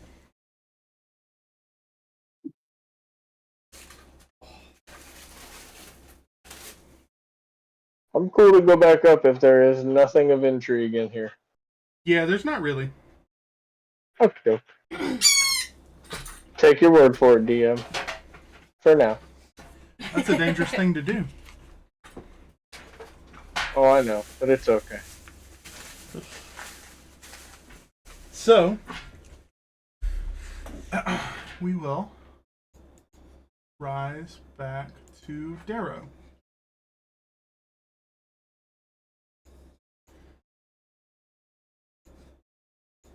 Yeah, you have the town of Darrow at your disposal. Sweet. Does that have instructions?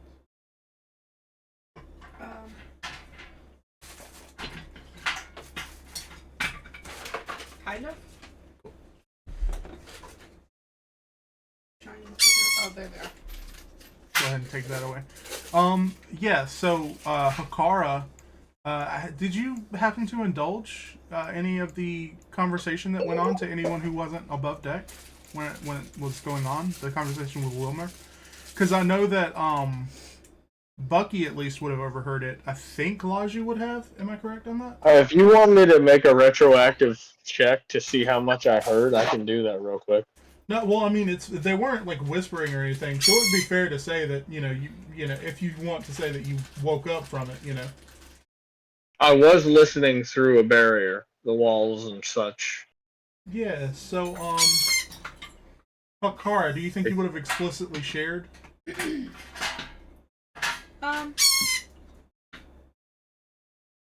I don't know that I would have like explicitly shared, but I would have told anybody that was listening, if that makes sense. Right. So I think make that check for me, Laji.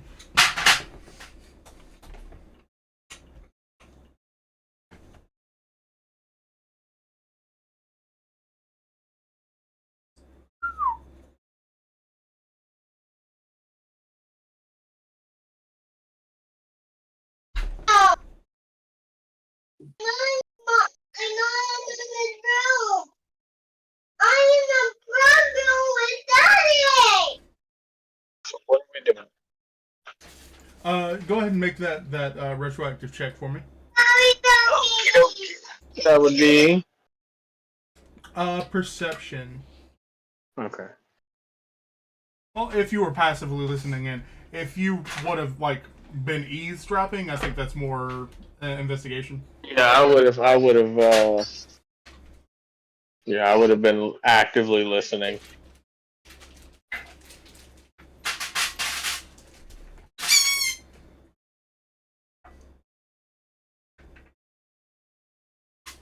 Ooh, that sucks. Okay.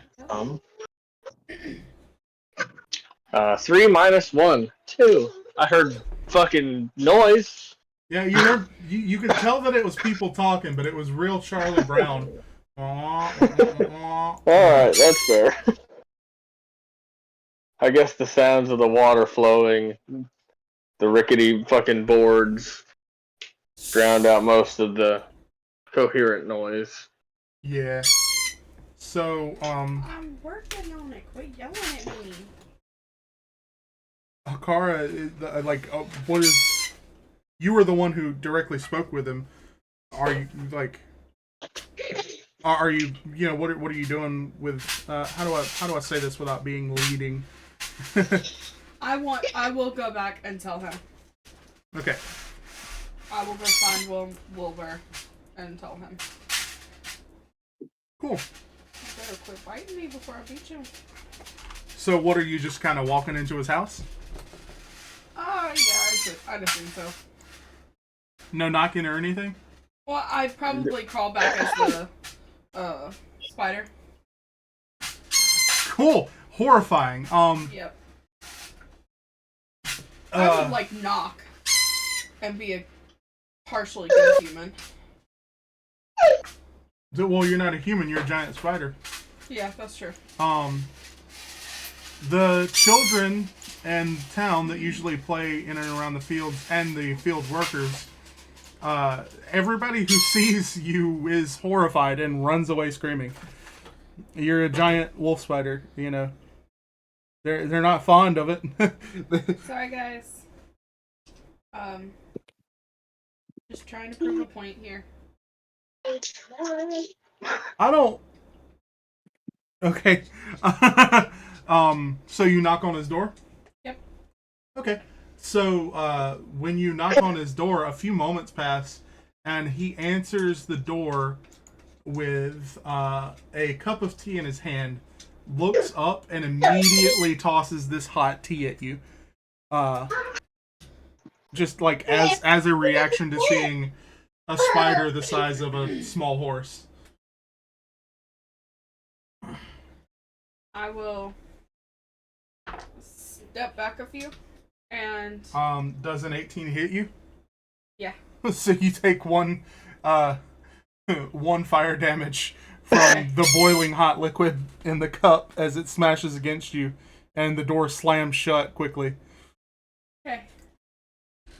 I will step back and oh shoot.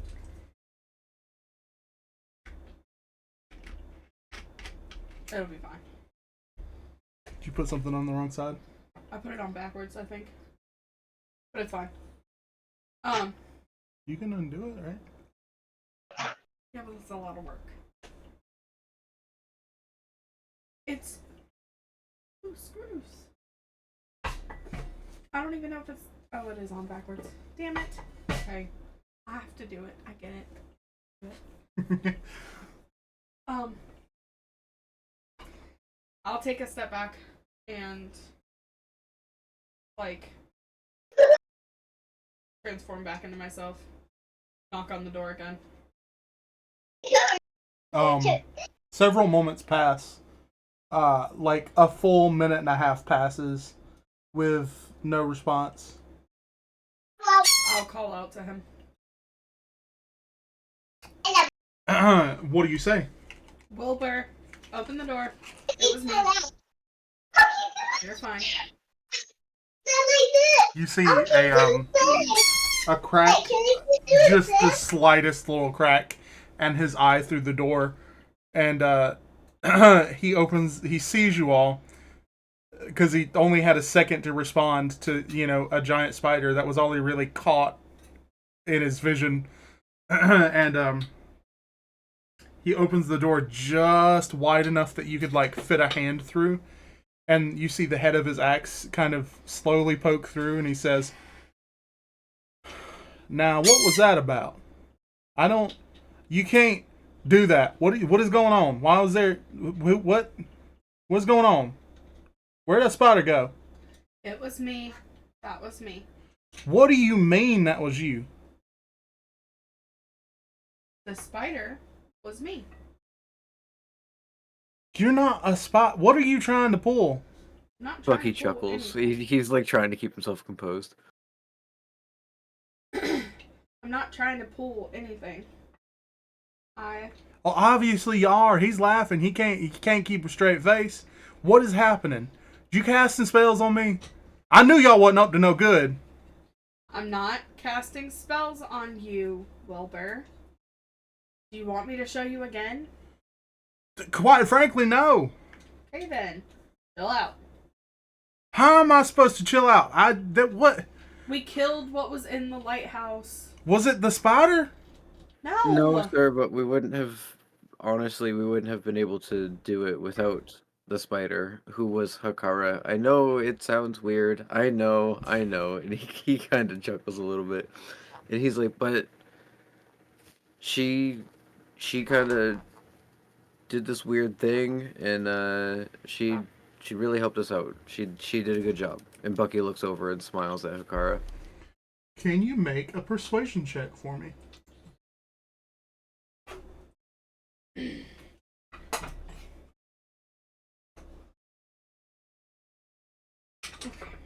With a +5, that is a 16.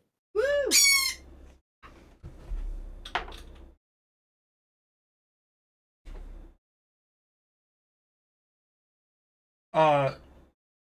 He pulls the head of his axe, which wasn't even fully out of the crack, back through the crack in the door, and you hear the sound of about 4 or 5 different chains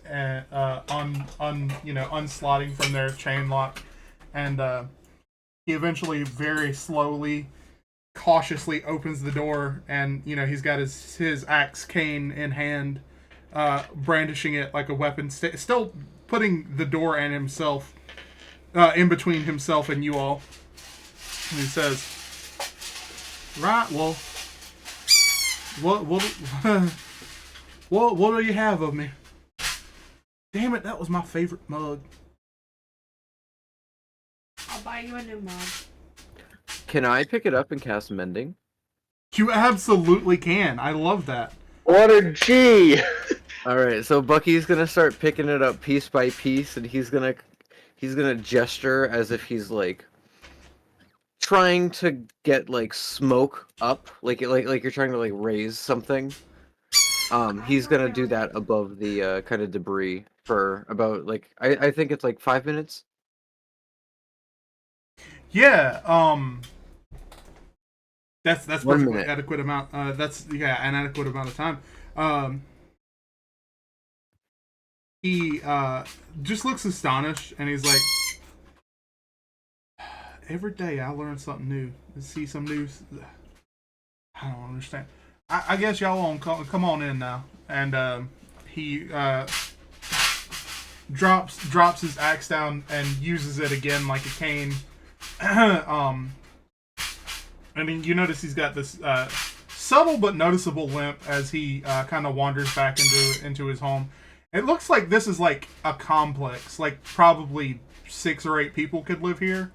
But it seems kind of half empty as you step inside, and there's not a whole lot going on. He seems to live here alone. You would assume. And he sits down at a table in the center of like a large, almost like a conference room by the looks of it, but you get the feel that it's more of a dining room. But it's got that big, wide, spacious kind of feel to it.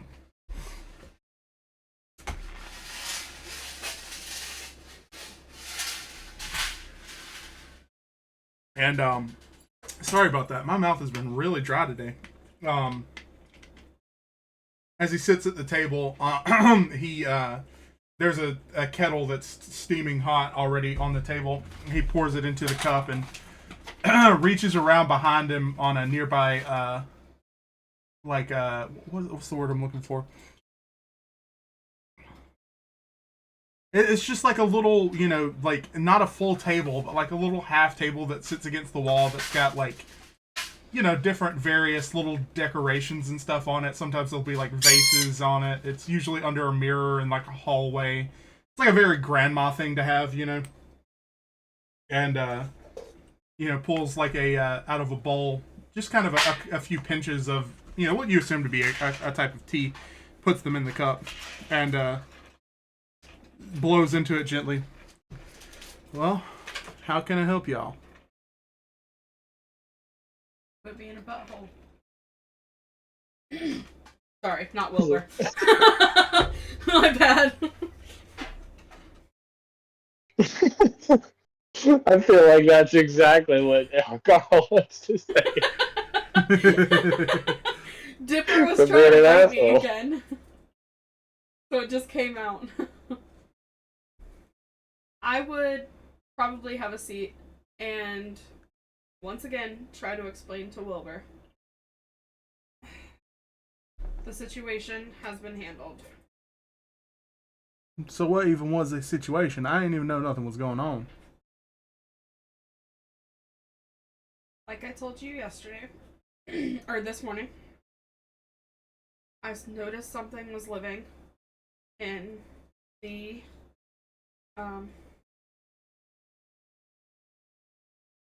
in the lighthouse. So we went and dealt with a couple of fae creatures. Fae creatures? Yep. What exactly you mean by that? I mean, like, you know, obviously creatures that aren't average, you know, creatures that are magical by nature, I would assume is what you mean. But Correct. what exactly are we looking at? Well, now nothing. My guys and I killed them. So you no longer have anything to worry about.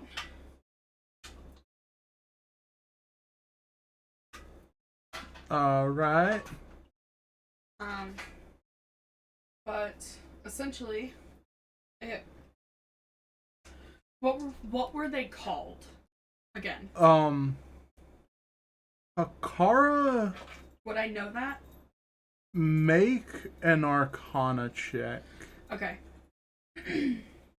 Would be able to, at advantage, know the history of the animals or creatures. Sorry? Eod would be able to know the history of those creatures at advantage. Yes. So if you would, Yeah, If Eod got would a like win. to assist in. Yeah, I can absolutely assist. What are we rolling again? that would be, for you, I think it's a survival because it's a Wisdom. wisdom Survival. based on your favored prey. Okay. Well, come on. At advantage.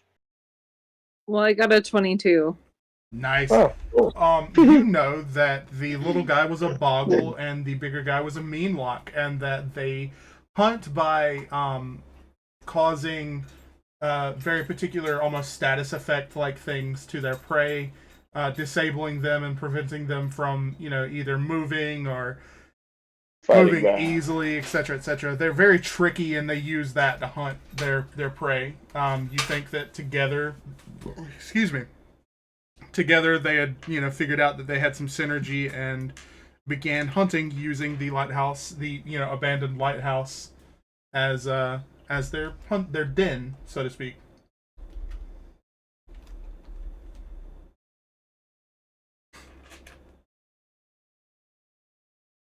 And you are easily able to relay this to Wilmer as he just kind of sits and listens and takes all this in, and he says, "Right, well, I guess y'all did do us a favor. That sounds like they could have gotten out of hand very quickly, and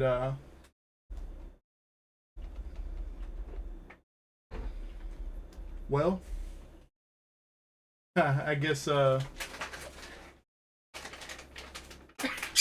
do owe y'all." And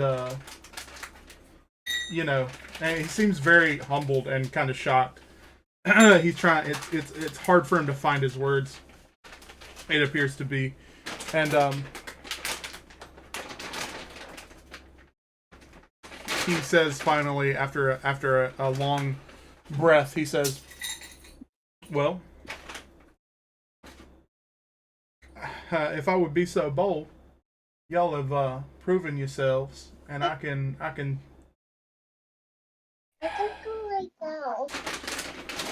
We've had these problems with these weird amalgam sea creatures.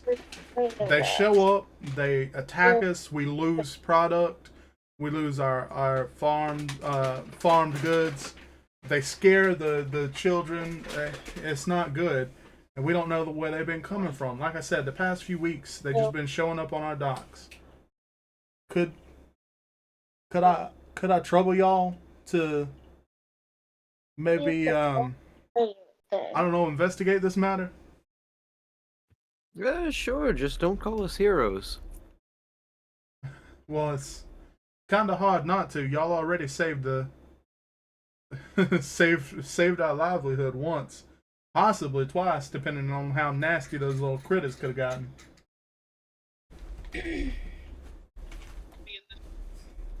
We're just here to lend a helping hand.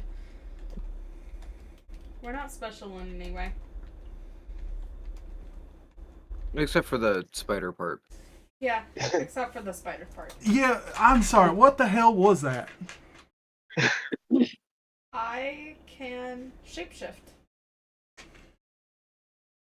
You say that like you just told me I'm drinking a new flavor of tea. Like it's the most casual thing in the world. The most magic I've seen around here, like we got a couple of kids. They just naturally talented. They can do something like what you. I'm sorry, son. What's your name? He looks at you, Bucky, nods slightly, asking. Particle boot Bucky, and he kind of bows forward. Nice to meet you, son. Sounds like you got quite the reputation ahead of you. I'm sorry I hadn't heard of it myself. But like what he did with my coffee cup, we got a couple kids around here who are just naturally talented, can do stuff like that. And the water itself from the spring has got some magical properties. For the most part, around here, we just normal folks. We ain't never seen no hell like that. Oh God! Now that I think about it, I'm gonna have to go talk to everybody in the village. They probably saw, a big ass spider walking around. I can go show off and explain. I don't. I can do it. I promise. I just think it would be better if I spoke to my people myself. Okay. Now, I will say, out of character, you can push it. It would just require some sort of check against him, however you would like to push it, be it persuasion, intimidation, performance even, I would say.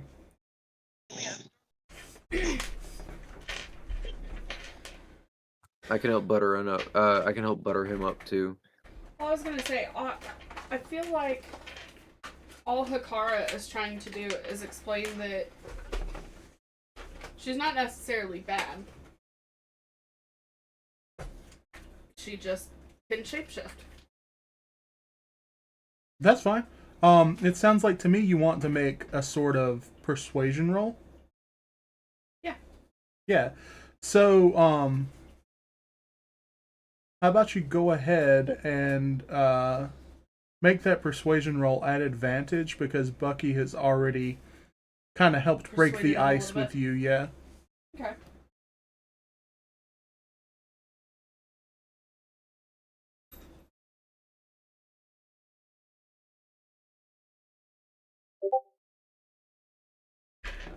Oof, that's a 10. That's a 10? Yep. With advantage? Yep. Oh my god. Do you see my rolls? Yeah, you rolled a 9 and a 1. Yep. He says to you, rightfully so, Hikara. I think, no disrespect, but I think, my people, they know me. You just been here for 2 days, and nothing against you. I think they'd take it better coming from me. They look up to me. They're my people. I get that. Right. So, will you do me this favor? Will you help me out with, with our weird Fishenstein monsters? We can do that. Right. Well, I'll tell you this. There's rumor that it's a witch of some kind. Sea hag is what they call it, what the kids call it, but I don't like using those kind of words.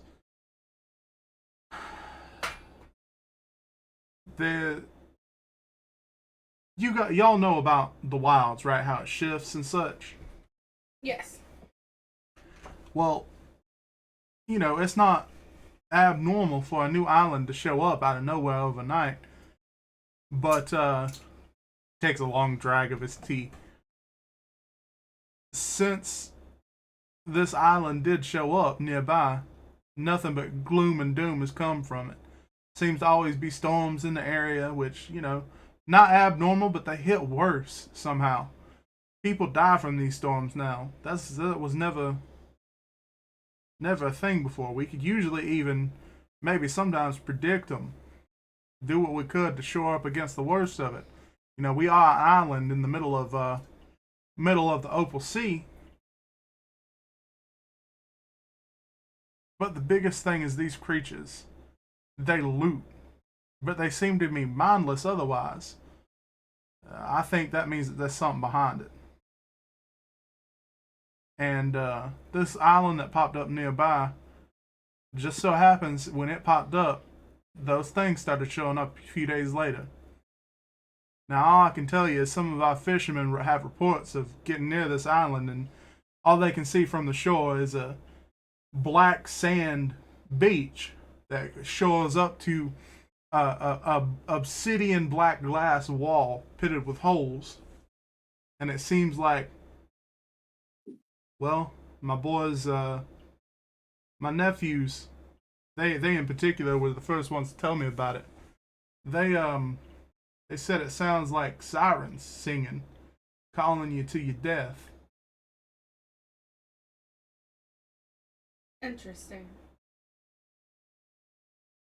How often do they listen to this? Well, it was just the first time. They said they got within, maybe a half a mile of this island. They just happened to, as they were out fishing, get close enough that they could hear it off in the distance. Sounds like something else that needs to die. Well, I don't necessarily know it needs to die, but it definitely needs to leave my people alone. It would seem that death would be the most efficient way to stop that from happening. He chuckles, and he picks his cane up, which he had leaned against the side of his chair, and sets it on the table. I used to be a lot like you, boy. I like you. What's your name? Matter of fact, all your names. Give them to me real quick, please. I am Laji. Laji. He, his brow furrows just a hair. And he says, that's a good, strong name, son. And what about you? And he nods at Eode. I am Eode. Nice to meet you. I hope you don't mind me asking. You got kind of a interesting look to you. You full Dragonborn, son? I am not full Dragonborn. I am part Dragonborn, part Dragonasi. Water Genasi. Right. How old are you? What did I say at the beginning? I think like around 30. Yeah, that sounds about right to me. And you don't have to peg it down right now. Okay. He's just kind of generally asking. Like, gotcha. Right, and you're Hakara, and you're Bucky. Correct.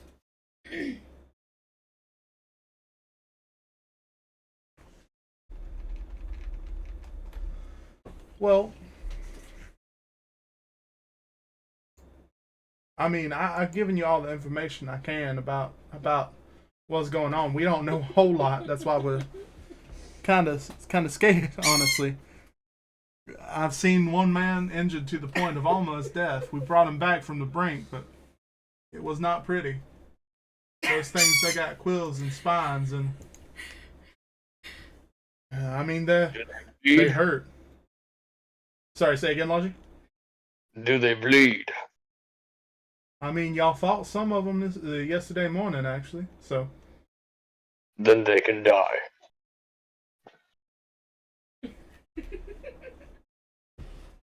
Right, I do like you, son. I really do. He gets up and he limps over to a set of drawers, like a chest of drawers across the room. He opens a one of the drawers about midway through, midway down in the cabinet, and begins to rifle through. And he pulls out this kind of cloth bundle, and in the bundle, he rolls it open across the table, and there are 4 obsidian bladed knives, daggers. These are all +1 daggers, and however you would like to divide them amongst the crew, basically everyone has gotten a +1 dagger. Oh, Yes. that's awesome. He says, I got a good feeling off y'all. I feel like I can trust y'all. These,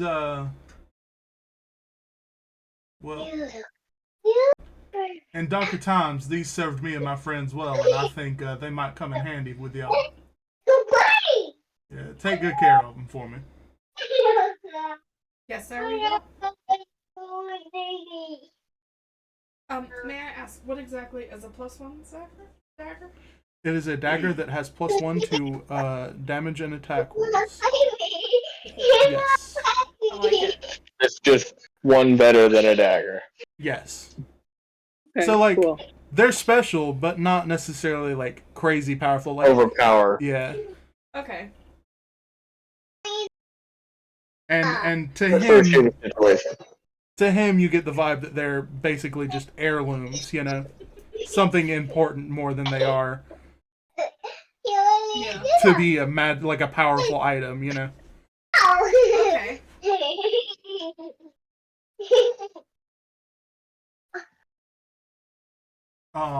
If y'all need anything else, my nephews, they live just a block over. Big square house. They live in the same house. Big 2-family house. They both have their families there. Y'all can go question them there. Okay.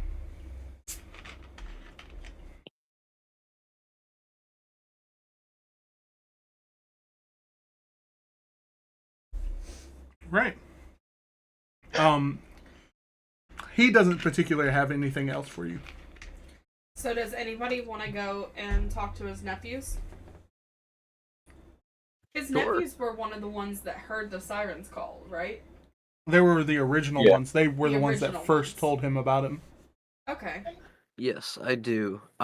Before we head out, can I check? Are there any loose floorboards in his house?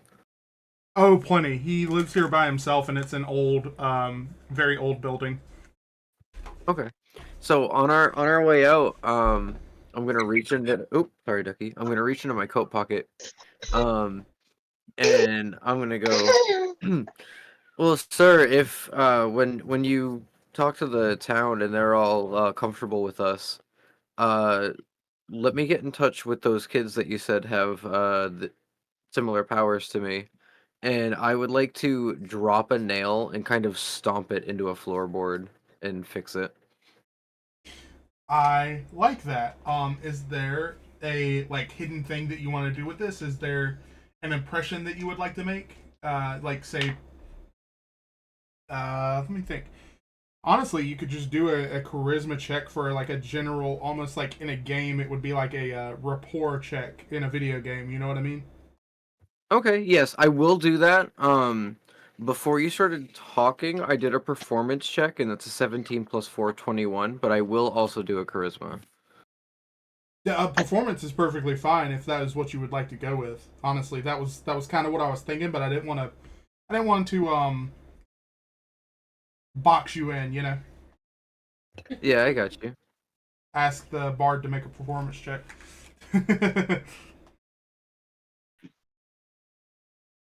No, yeah, let's go with the performance.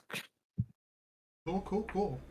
Line of text appears across the bottom of the screen that says Wilma will remember that. Son of a bitch.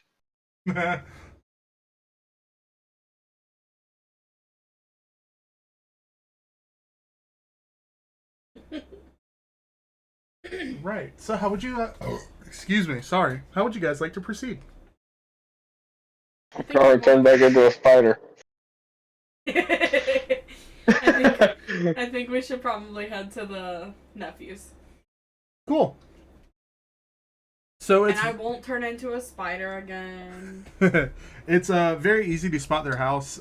It's a big square, very square yellow house that appears to have kind of a split in the front and a courtyard you can see in the center of the house. The house is almost like box shaped with a cutout, like an arch cutout in the front, and the center of the box is hollow. Does that make sense? Yes. Yeah. Because they're like separated by this box.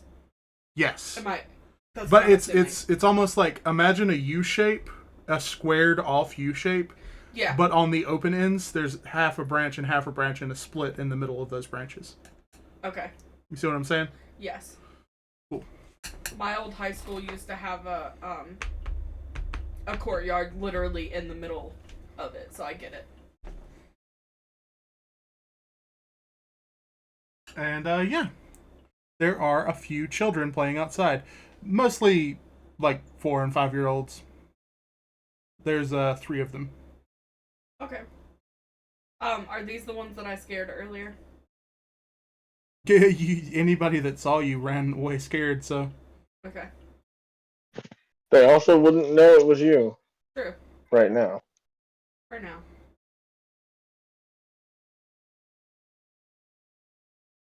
So I guess I'll go up and knock on one of the doors. A brief moment passes, and a dark, very auburn red haired lady, half orcish lady, opens the door. She's wearing an apron, and she appears to be very pregnant. And there's flour on her apron and her kind of very plain dress. And she says, yes, how can I help you all? We are looking for Wilbur's nephews. Wilmer's nephew. Oh, John and Jerry. Oh, is it Wilmer? Wilmer, yes. Oh, I've been saying Wilbur. I'm sorry. No, you're good. Yeah, so we're looking for Wilmer's nephews.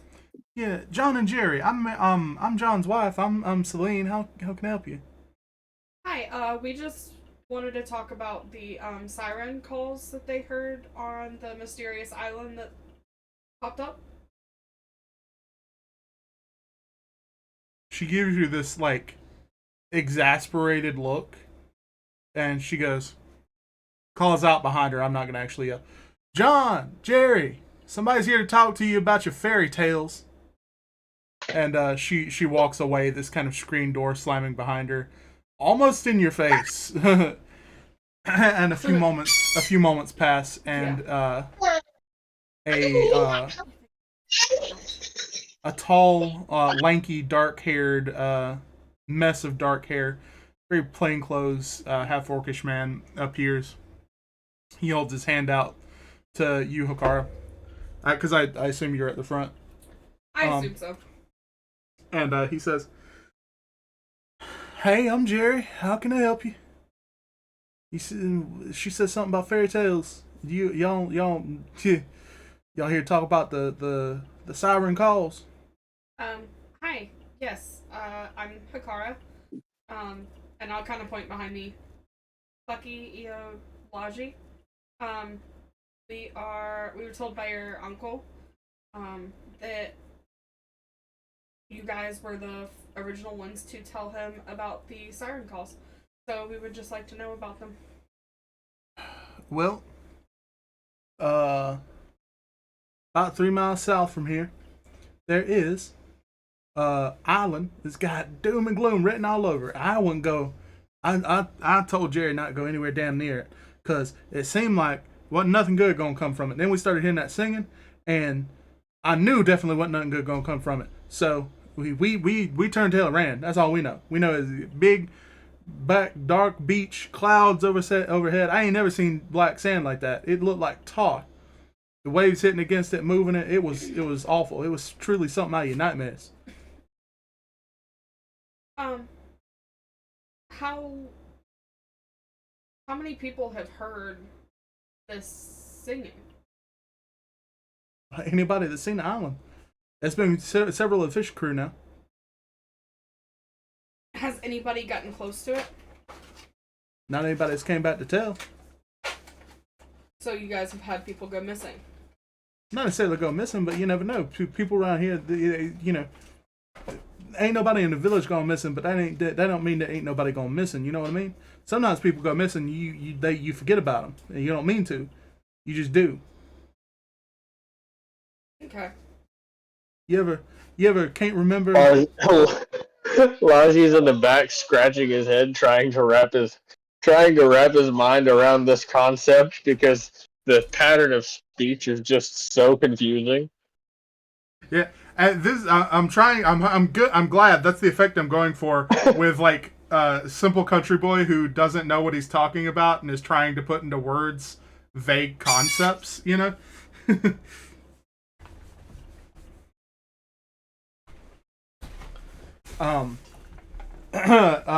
A second or two passes after he finishes his sentence, and behind him, a man that looks extremely identical to him appears, and he goes, "John, what you telling these poor folks about? What you talking to damn ears off again? Listen, he doesn't know what he's talking about. I think he gets into the shrooms in the forests around here. I think he gets into the berries that make you see stuff, and don't worry about what he says." And he quickly begins to grab his apparently brother by the shoulders and walk him away back into the house. So your uncle was lying about the fact that you guys heard siren calls? We ain't seen nothing. The brother that appeared second, who was dragging the first brother away, Jerry drags John away, and he says, over his shoulder, "We ain't seen nothing. Don't worry about it." And closes the door hard behind him. Hakara would kind of yell after and be like, "Interesting, because I didn't say you saw anything. I said you heard. But you have a good night." There's no response. I figured there wouldn't be. Hakara would just kind of turn back to the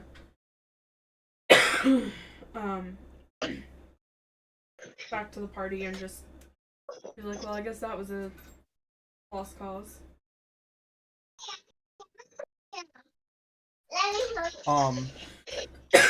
I will say you did get a piece of information out of him. He said the island was 3 miles south. Yes. Which is good to know.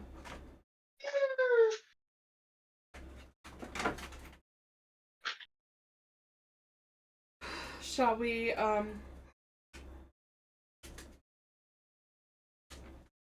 go have a rest and set sail in the morning? I mean, right now it's like 10 o'clock in the morning. Oh. Yeah, that little romp in the tower took like a minute, if that. Gotcha.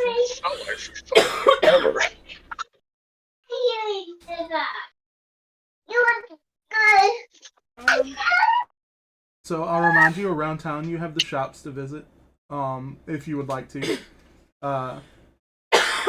Sorry. There is plenty of like wooded area in and around the town. Excuse me, as well as this seaport.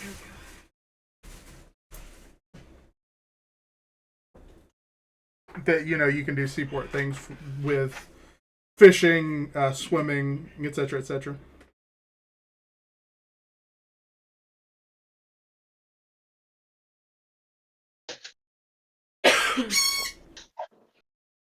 I feel like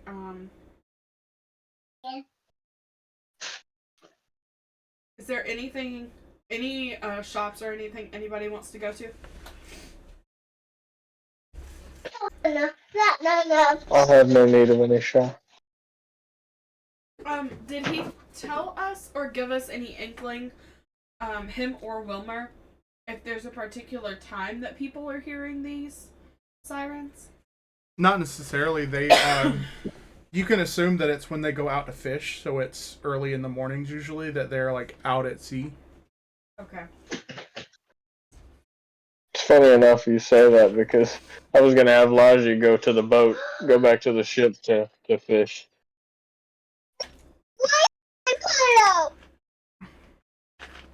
Let's do it. I know it's not the right location, but Laji was just gonna go fish for food for the night. Oh yeah. No, that's perfectly acceptable. That's a great thing to do. Keeping the rations topped up.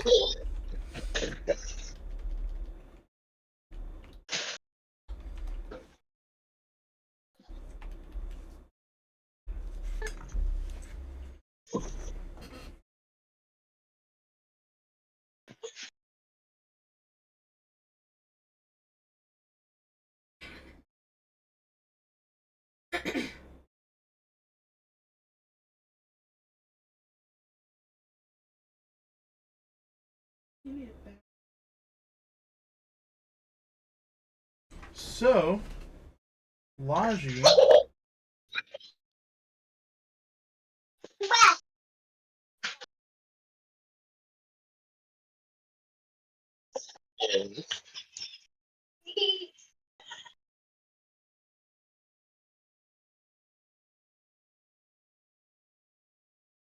Cool, perfect. Laji, you are set up atop the at the ship. Your line is out, and you've gotten a few decent bites. You know, some small fish, mostly bait fish, but you've got a couple of I don't know, saltwater fish. I'm going to say trout, catfish, Sea bass. sea bass. There we go. You've caught a couple of That's sea a good bass. one. But you suddenly feel a pull on the line. A really, really hard pull. Like an intense pull. Like if you didn't know any better, you would think that that there was like a person on the other end of the line. Can you make a strength check for me? Oh, get fucked.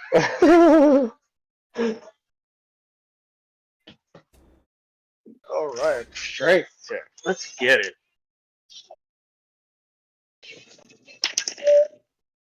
19 plus 4, 23. Holy shit. So, Give me some of that.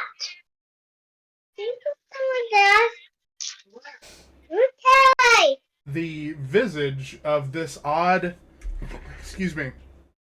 kind of flat, wide head with, you think at first it's kind of a weird catfish, and then you see this like long salamander-like body begin to climb up with its legs, and it hits you. This is a giant axolotl that you've pulled on board, and it is not happy. Can you roll initiative for me?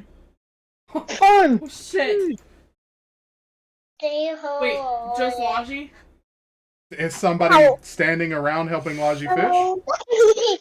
I'm probably fishing too, yeah. That's 23 for me. Do you get one? Say what you get. I have a 19 plus 1 on my physical dice. Okay, I accidentally hit initiative on D&D Beyond out of habit. No, you're good. I'm just trying to find my fucking pens, because you have for whatever 18? reason, they're always missing when I really need them. Okay. So I rolled a total of 20. No, I got it. So, Bucky, can you give me your initiative again real quick? Yeah, 19 plus 4, 23. Jesus. Laji, I'm sorry, what was yours, Laji? 20 total. 20?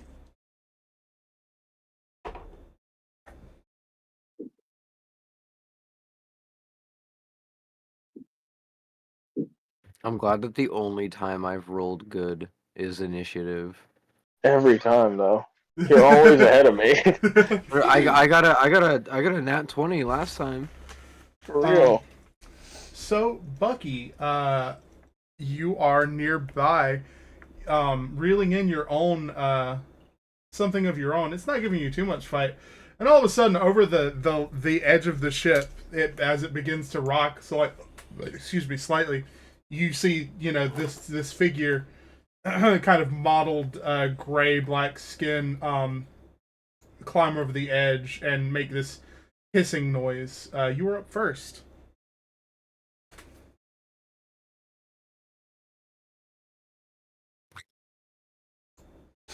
Make a wisdom saving throw. Okay. Out the gate. The gate. Does a 4 save? Out the gate. No. That is so cute. What emotional hell are you about to put this axolotl through? 11 damage from Dissonant Whispers. Ooh, I like it. I like it a lot. I know no one can hear it, and it's not what it hears isn't supposed to make sense. But what Bucky is saying is, none of your best friends are you may have a lot of best friends, but you are none of their best friend. Oh, that hurt. That hurt me. I think I just took like 2d6 psychic damage. Jesus Christ. Shit, I need to roll. Fuck. Speaking of, Logi, you're up. Jesus Christ. Dipper, I swear to God you're doing that on purpose. What? Pooping on my mat instead of the damn tray. He That's the 4th time. Alright. said he'd do it again. He just likes making me clean it up. Alright, so I'm gonna be rolling with my new battle axe again. Does a fuck off. Does a 15 hits, sorry. 15 hits. Sweet. Roll some meaty damage. That's not the D10. 9 total damage. Slashing. 9. So that is...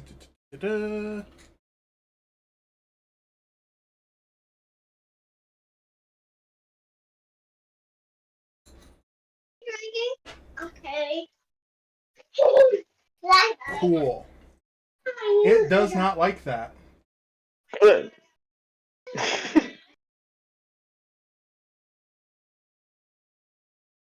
I relish in its pain. It is a fish, what I was fishing for. It will soon be a meal. So, Laji, being the closest to it and hitting it with a physical attack, is going to try and attack you. Does a 15 hit? It does not. Okay. Bucky, you are up.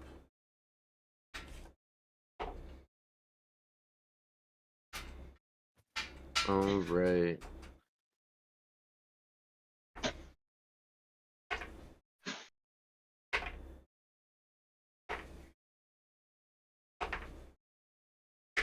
Does a 17 plus 5. He was so scared. 22 He hit. was so scared. Yes, that hits. That hella hits. Oof.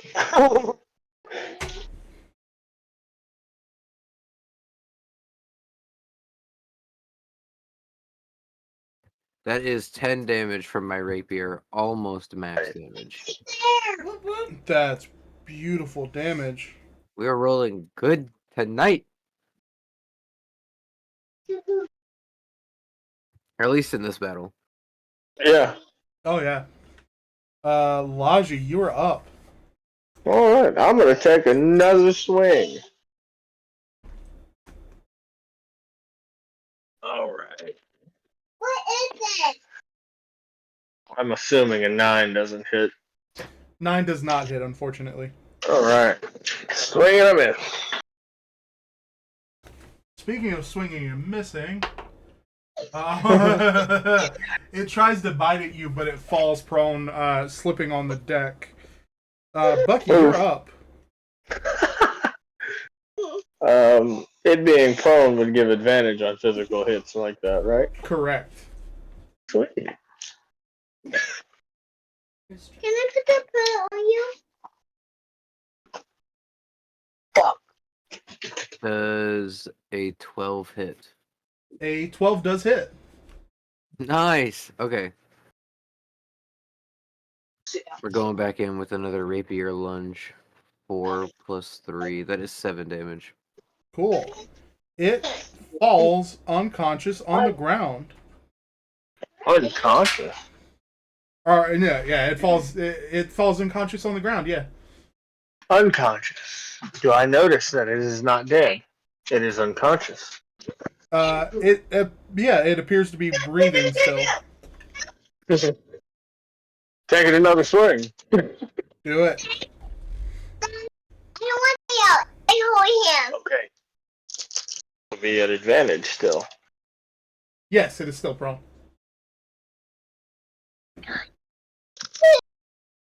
So, Oh. 15 plus 8 is something, but I'm certain the 15 would hit. Yes, 15 does hit. Okay. Cool.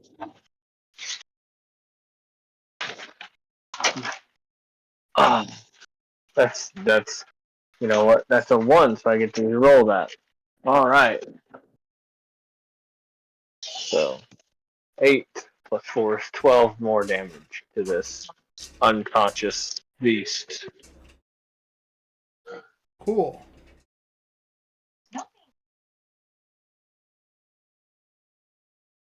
So you crack into its back and you hear kind of bones, the impact of metal against bones.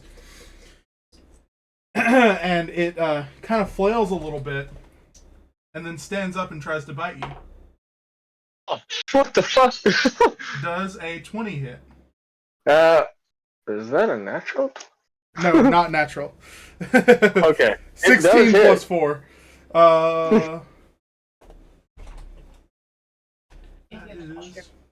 You will take 9 damage, and you are grappled. Until this grappled ends, you are restrained. Fun. If only you could see my hit points now. I'm not worried. Bucky, you are up.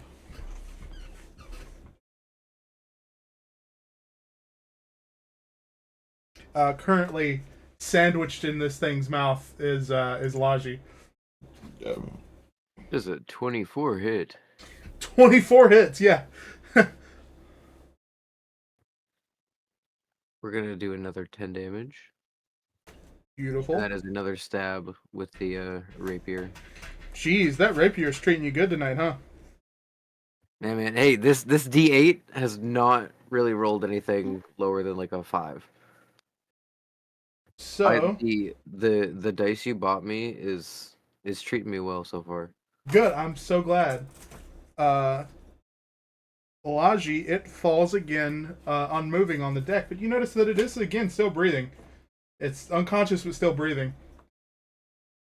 Again, I am not grappled anymore. Correct. What the fuck is wrong with this thing?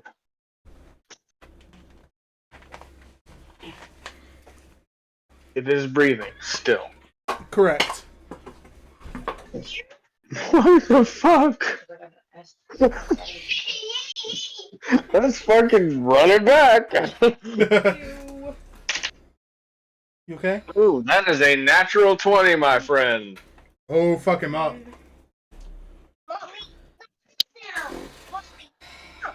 You pooping your thing? Pooped on my headphone, which essentially got in my hair. I'm so sorry, baby. It's fine. No. Do I get the I'm gonna look up. plus the damage twice on this? Just once. Okay, so Double the 14 dice total. plus the one. 14? 14. Go to Yep. the bathroom. You can stay here. Do not. It seems to cease breathing this time. You managed to get a hefty cut into its its ribs, and it stops moving. This is where you say you were out of initiative order, right? Bucky, you're out of initiative. Hey, don't play with me. I will swing again. So, this thing doesn't have much of a challenge rating or health, but it does have the regeneration condition, where if its turn starts and it has 0 hit points, it regenerates 5 hit points. Because it is an axolotl and they have regenerative properties. Yeah, that's fair. Throw a head back, though. Yeah, I mean, fair enough. I kid. The natural 20 is really what saved you on that one, because super debilitating injuries. Yeah. All right.